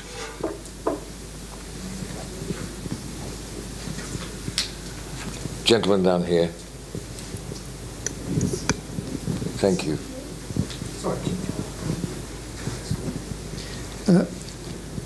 Thank you both very much for your excellent lectures. In these times when we are daily bombarded with statistics, most of which are less reliable than lies and damn lies, would you care to put a percentage chance on the Shakespeare appearing in King's Lynn? No. They do say that 40% of statistics are made up, including that one. What I would say is that that would suggest that we've actually got a kind of complete set of evidence in which to be able to put that picture together. We have fragments, islands of insight with which we can navigate around those things, and it is always usually those financial payments, and as I said, trying to reconstruct the personnel of various playing companies. So I think it would be bad maths to try and, or incomplete accounting to try and put a numerical value to that, I'm afraid. Yeah, if I could weigh in, I mean, sort of, actually, a good deal of what we think of as Shakespeare's biography is actually, yeah, pretty much based on the same kind of statistical framework. So we'd better hope that it's, should we say, 50-50 at any rate. But for all the reasons that Matthew's just said, I mean, yeah, there are doubts about it. Starting, for example, with, we know, yes, Shakespeare was with the Lord Chamberlain's men and therefore was in the position of being what they called the ordinary poet of the company, and so wrote plays alongside. We do know that he was acting then as well. We have no evidence that he was strictly acting prior to that. The upstart crow jibe that Green came out with could apply to his being a playwright, and that he, as a Master of Arts of the University of Cambridge, objected to this upstart from a mere grammar school, writing plays. And all right, it possibly means an actor as well, but it's not absolutely certain. And so, he might just have been writing plays for these companies and not actually travelling with them as an actor. That's, so you've got to take these things, on some kind of unquantifiable percentages. And I'm sorry about the unquantifiable. Thank you. Yes, carry on, thank you. Once again, thank you very much, pair of you. It was very interesting. Can you tell me, did these actors and the travelling groups, how did they have auditions for young men or older men, or And, you know, how did they suddenly, if they obviously got somebody who was taken ill, or two people taken ill, there were only 5 or 7 of them, how did they manage to put the performance on? Did they go around the towns or the places they're in, or and say, let it be known that they were coming, and people think, oh, I'll go for an interview, or I'll go for an audition, or what happened?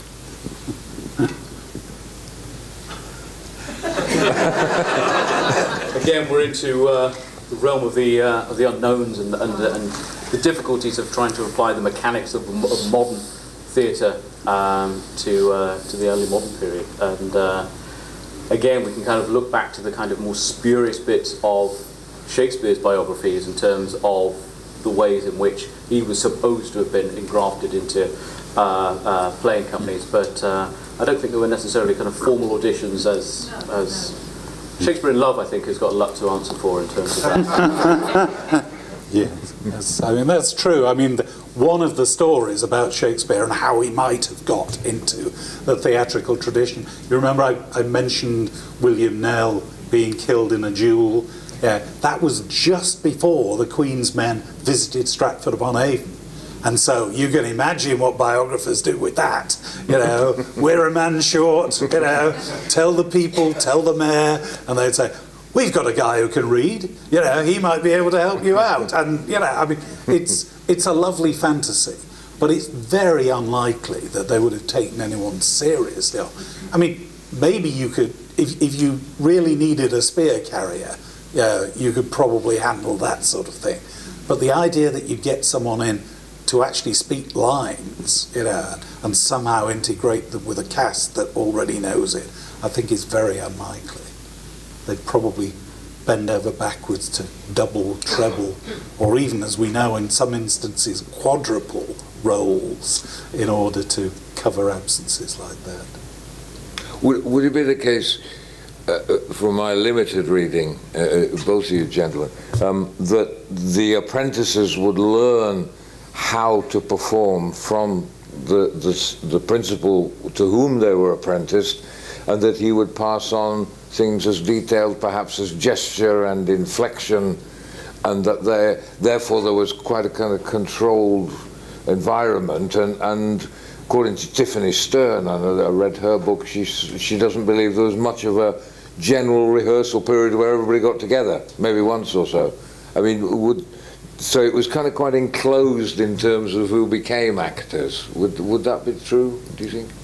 You know, with the apprentice being the next one in line.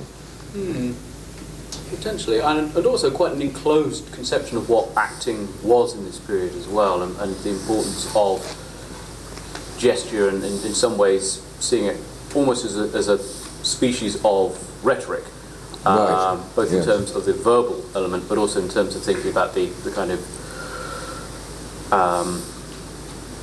vocabulary of tropes and sort of visual cues that you may have had that would constitute acting. Various things have been looked at in terms of stage combat in those sort of terms as well.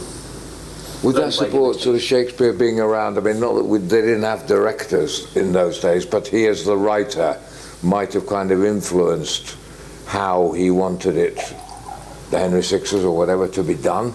Or wouldn't that necessarily be the case? The actor was kind of left on his own more.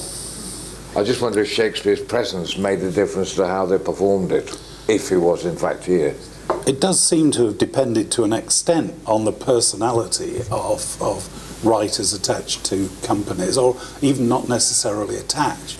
We know that Ben Jonson actually did take a role in setting up his plays and getting his actors, but he was never, or at least within the recorded period of his career, he was never formally attached to a company in the way that Shakespeare was. Right. And again, we've got to bear in mind that there might be differences between the travelling players and those in a fixed location, where it seems to me it's much easier to set up the kind of education of the boy players that you were talking about. We do know, I mean, in Shakespeare's company, John Hemming took on as an apprentice far more apprentices than any of his other fellows. And he seems at that point in the company's career to have been the man who was primarily responsible for educating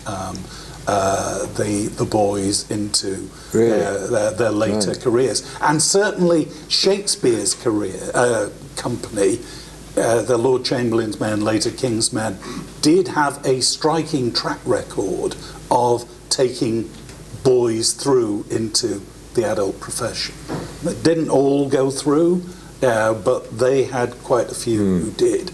John Underwood, sorry, the names aren't immediately bouncing at me, but several of the players who came in the late 1600s, 1608, 1610, had earlier been apprentices with the company, and we can sort of trace them moving up through the ranks, as it were. It's much more difficult to pin that thing down in the early parts of the period. Actually, and that, on that subject, if anyone is particularly interested in that, this afternoon Alison Findlay will be talking about the boy actors and the degree to which they moved through the companies in the way that Richard is suggesting. Another question, please. This is a question for Matthew. During your research, have you found anything that's been really surprising? All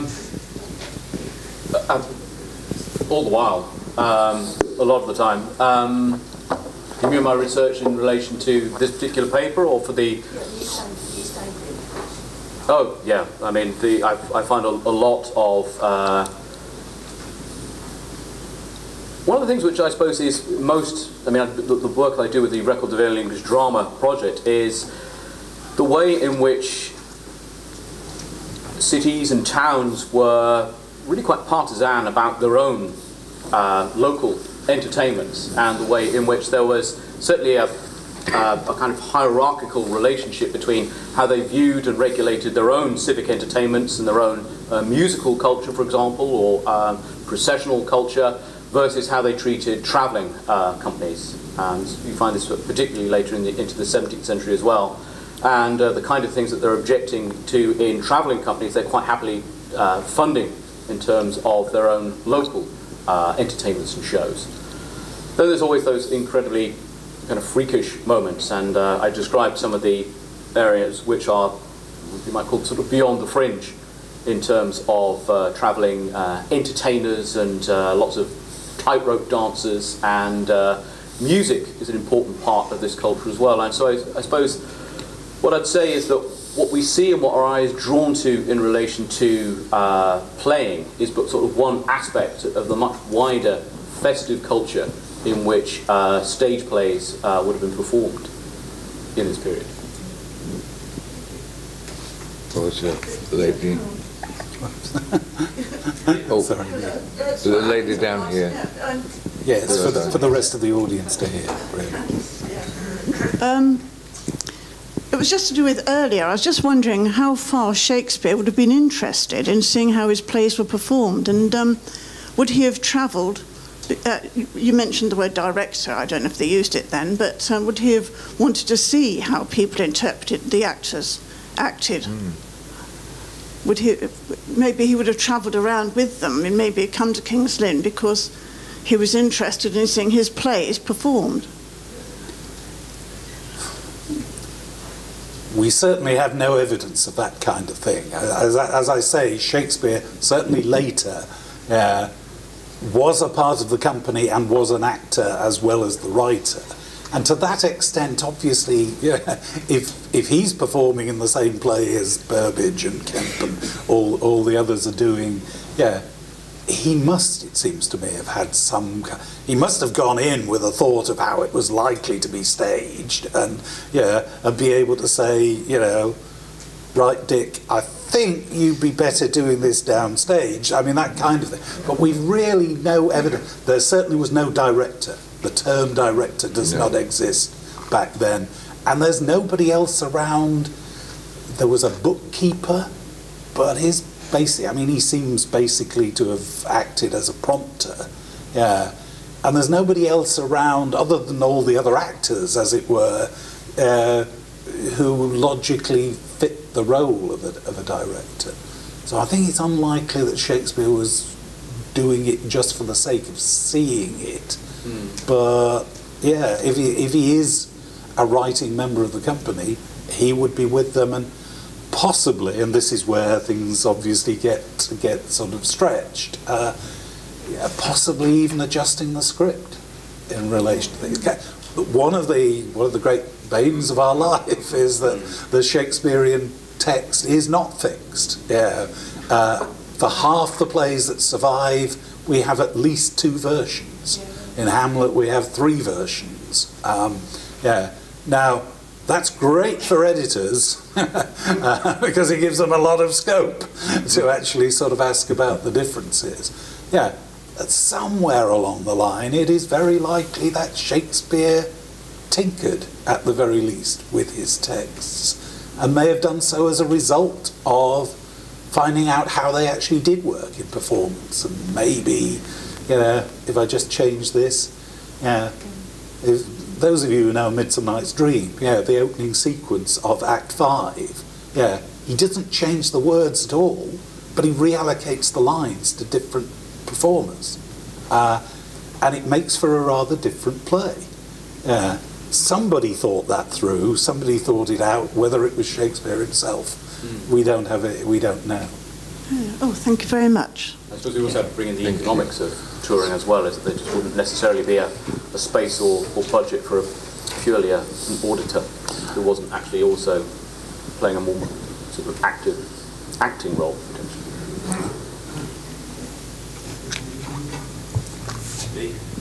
David? Yeah.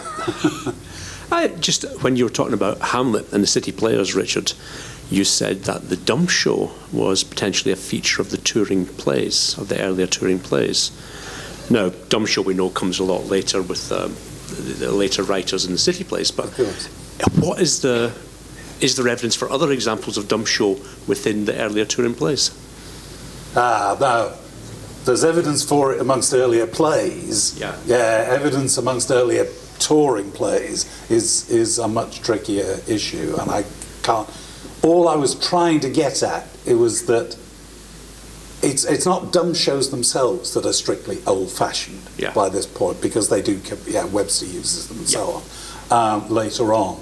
But the style, the way they use the dumb show in The Murder of Gonzago as that kind of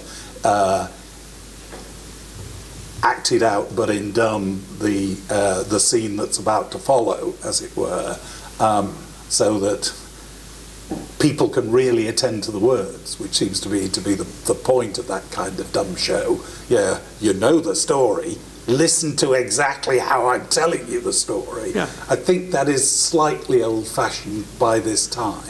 That's all I'm saying. I just wondered if there was some evidence of stagecraft for the touring. Sadly not. I mean, apart from being able to sort of piece together the possibility that things like Shakespeare's early plays might have toured in that way, there are very few texts that have survived from professional adult players pre-1592.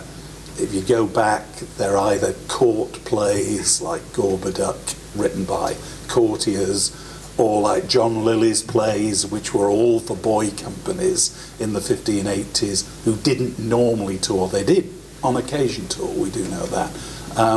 But what was happening in most of the Queen's Men's plays, a fair number of those have survived, and you can begin to put something together there, and I'm desperately thinking, and I can't think of dumb shows in them, but it's not perfect. As I say, I meant in general earlier style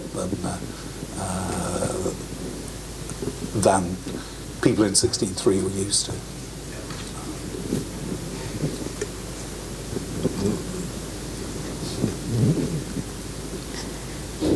Right, it's me this time, I think. Do we know how Shakespeare or any other playwright would have actually made their money? You talked about different companies performing various of his plays, would he sell his play to each company, or did companies exchange plays between themselves? Do we know? We know some of it. Do you want to take it, Matt, or shall I? Well, there's elements of... more recently, there's been research which has actually looked at Shakespearean companies on Shakespeare and the printed text as well. And previously, there have been sort of looked at the idea that Shakespeare was only interested in the stage. Sort of more recently, the scholarship of people like Lucas Ern and others have looked as much at Shakespeare and printed text and texts sold for and money earned through sale to publishers. And I suppose the most of the money would be made through being a sharer in a company, would be the most profitable way in which you would have made money.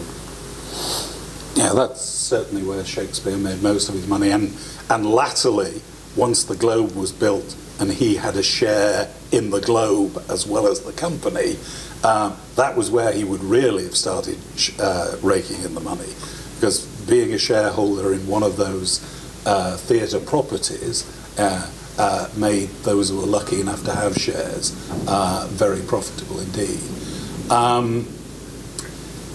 We know from what went on in the Lord Admiral's company, there's a parallel company in the 1590s to Shakespeare's, because we have Henslow's records.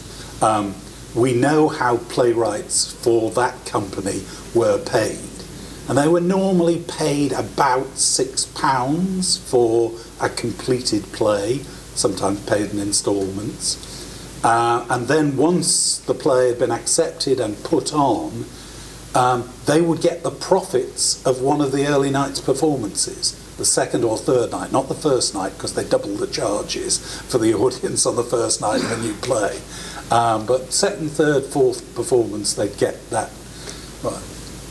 What the situation was for someone like that company, sorry, I should have said, did not have a resident playwright like Shakespeare.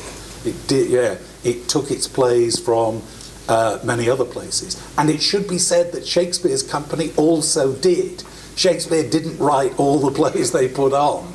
That company was putting on about 15 new plays a year in the 1590s, every year, and clearly no one playwright was doing that. Shakespeare was producing 2, maybe 3 plays a year during that period. So there were lots of others, most of whom we know nothing about. It's another of the great blanks in our knowledge of Shakespeare. Yeah, who are writing the other plays that his company was putting on?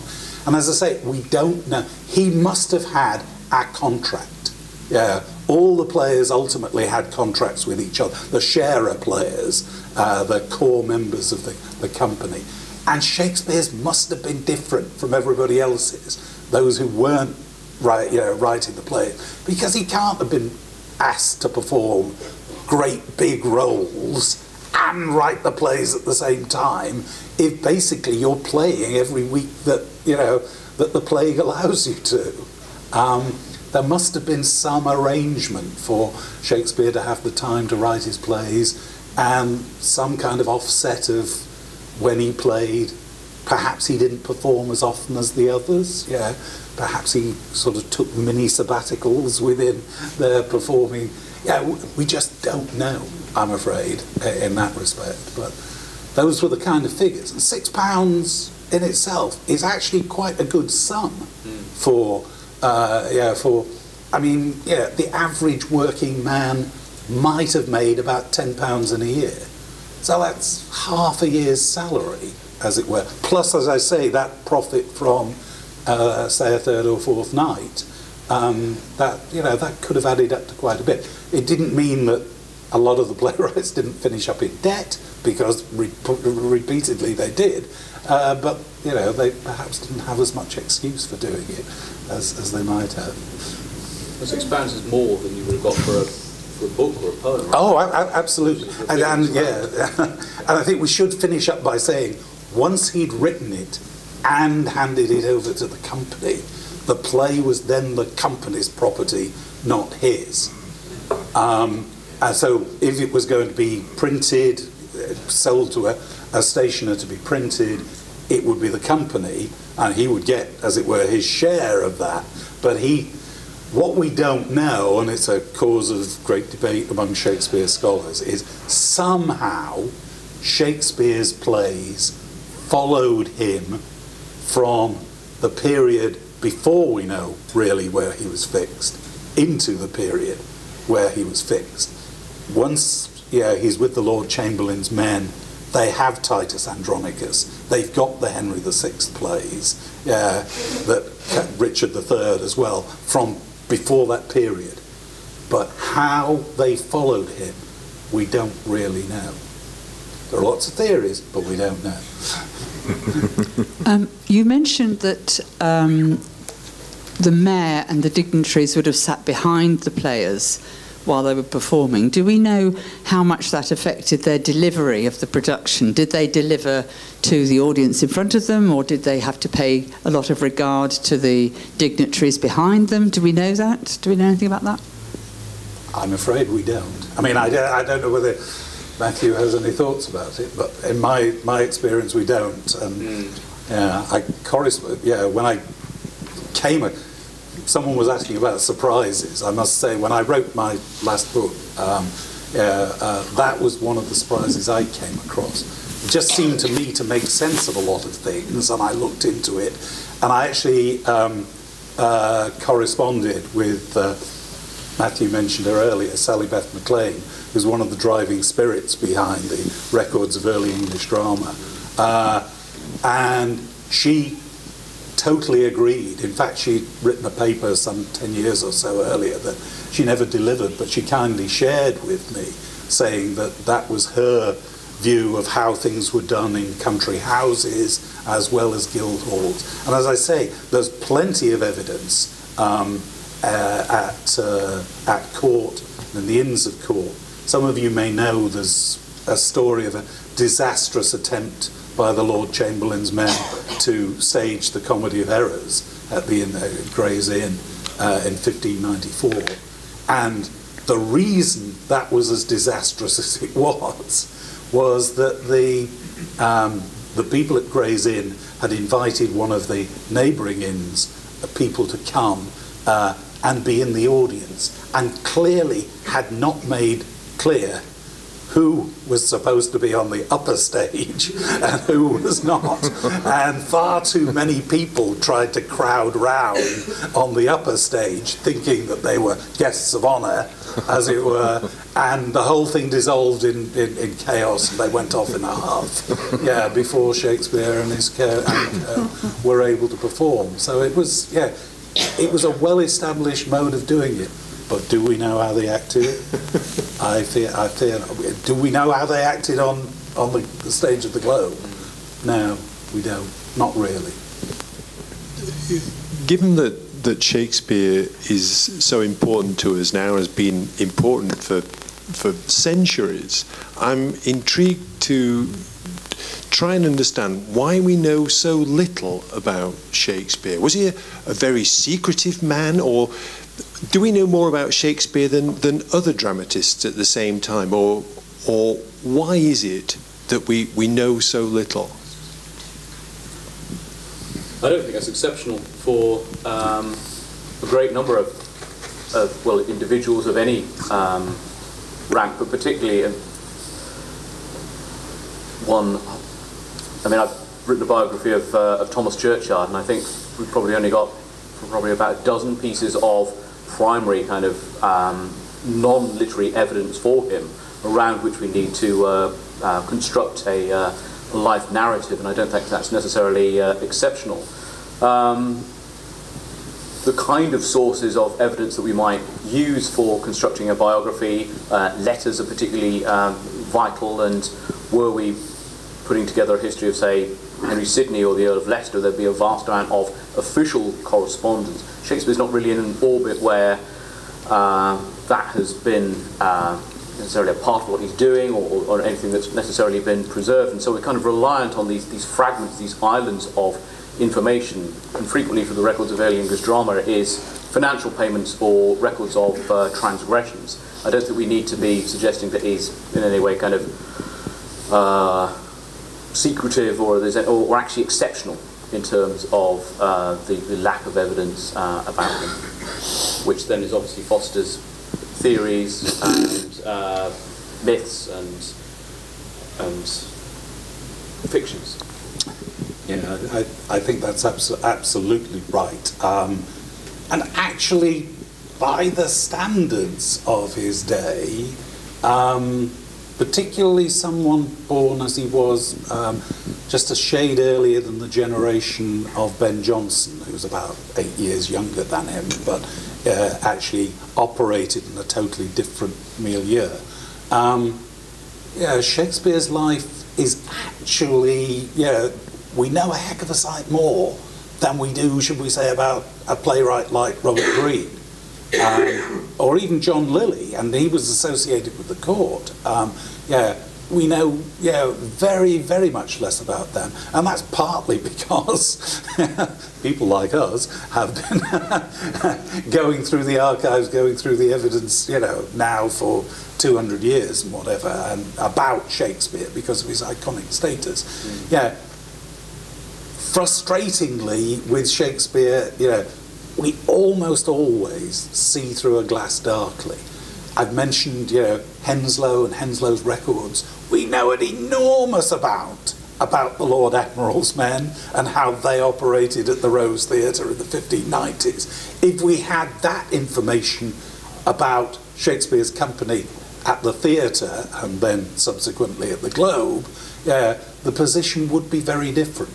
But the people who ran the Globe, the Burbage family, in fact, who ran the Globe, the theatre early on, and then the shareholders who held the Globe, they must have kept these records like it, but they didn't survive. They may have gone up in flames in 1613 when the first Globe burnt down. You just don't know why records disappear. And it's awful bad luck that we often tend to know, the man standing next to Shakespeare, we know this about, but Shakespeare himself not. But there's nothing suspicious to be read into it. If you get to Ben Jonson's generation, Jonson had an awful lot of connection with the court and with lots of members of the nobility and gentry, and this has left trails all over the place.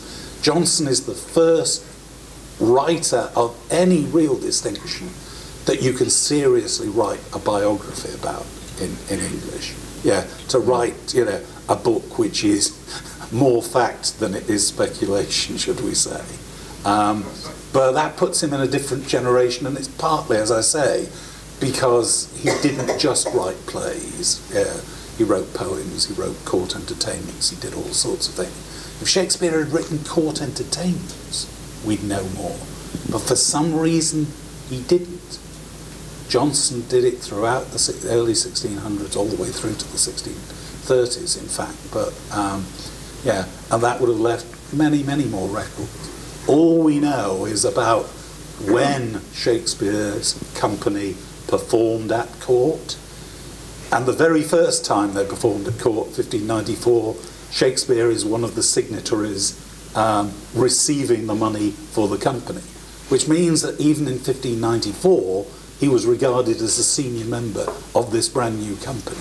He must have been significant earlier than that, even though what we can track is limited. But he doesn't even do that again. Thereafter, they usually left it to John Hemmings to pick up the money, and they obviously trusted him. But we can tell when the company performed at court. Only rarely can we tell which plays they performed.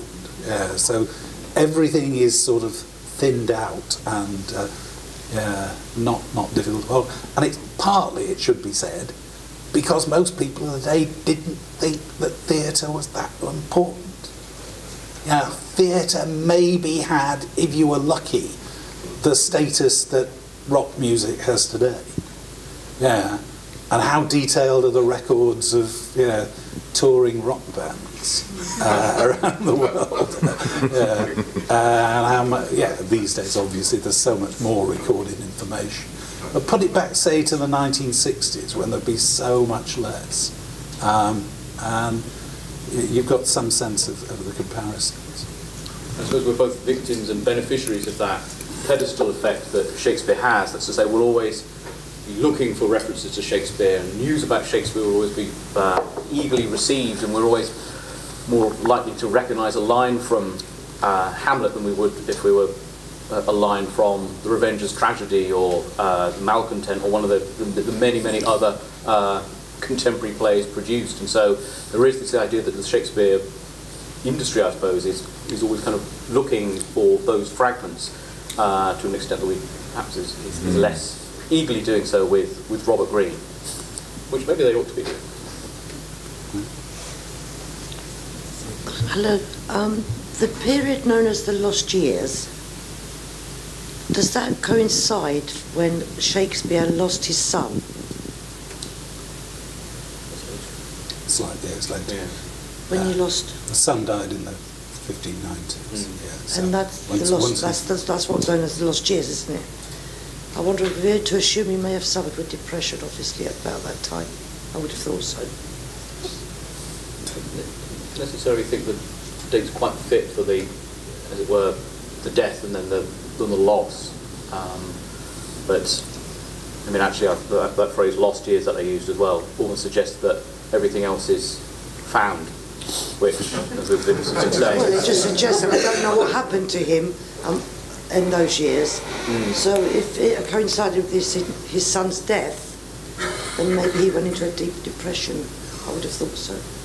I mean, we don't know, as you say. We can only assume. But it does coincide, yes? I don't think the date quite works. I think the death is subsequent to that sort of lost period. Oh, okay. Thank you. Now, people have tried to tie it to Shakespeare's switch to writing tragedies, but it happened earlier than that. You know, there is a very clear split around 1600 where he writes Julius Caesar and Hamlet and then Othello and Lear, Macbeth, as it were, through the early 1700s. But that's definitely later.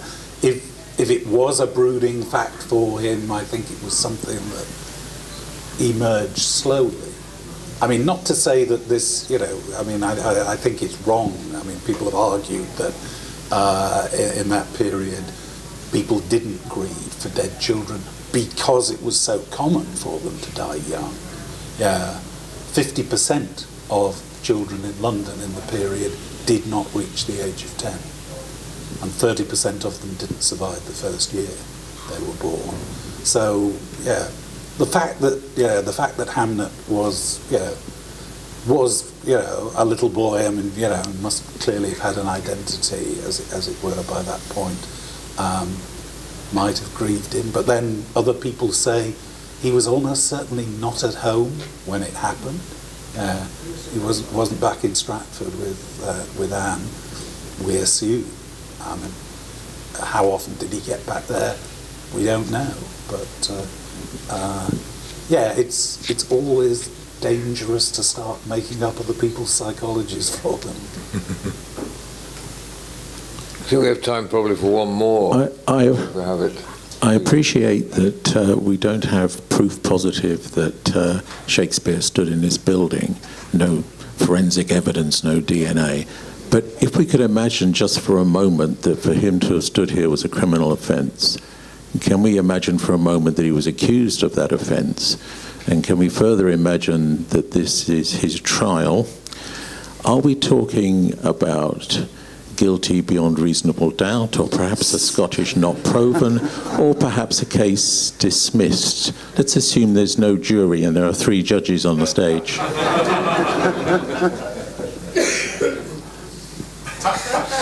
I like the Scots decision. Yes. They're not proven. Yes. It is very...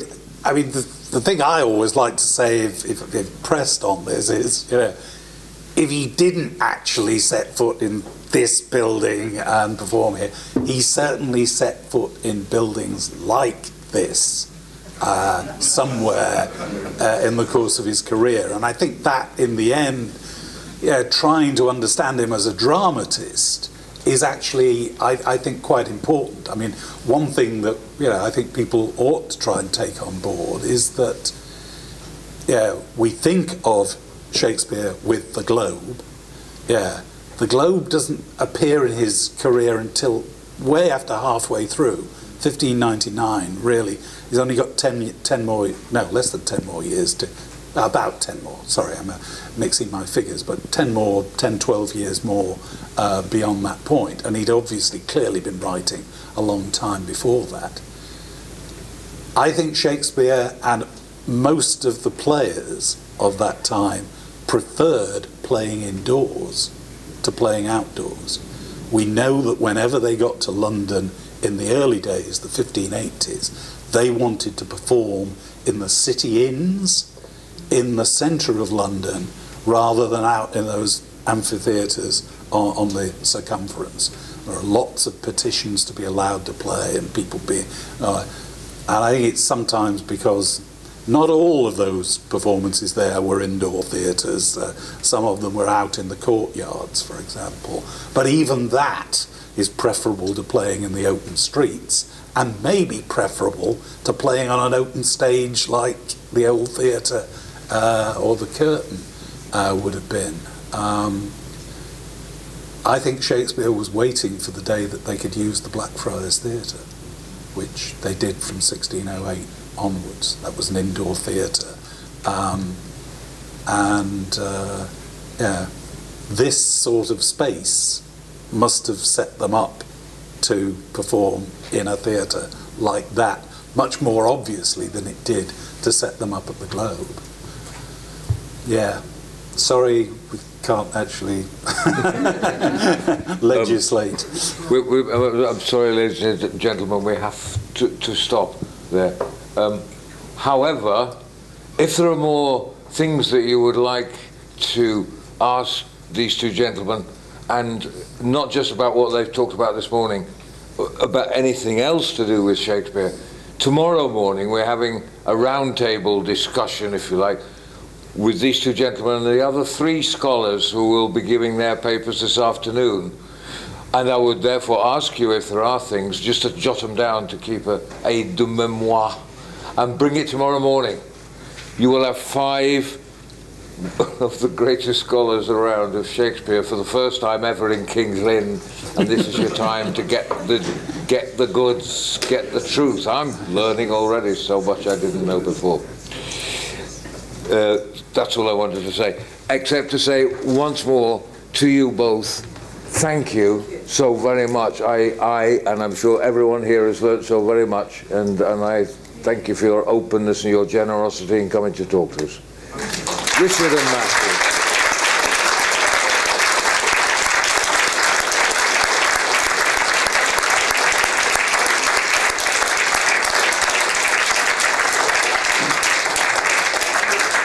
Oh, remember that there are those papers down here that Richard mentioned if you wanted to have a look at. Pictures of Richard Tull. Thank you, chap, very much.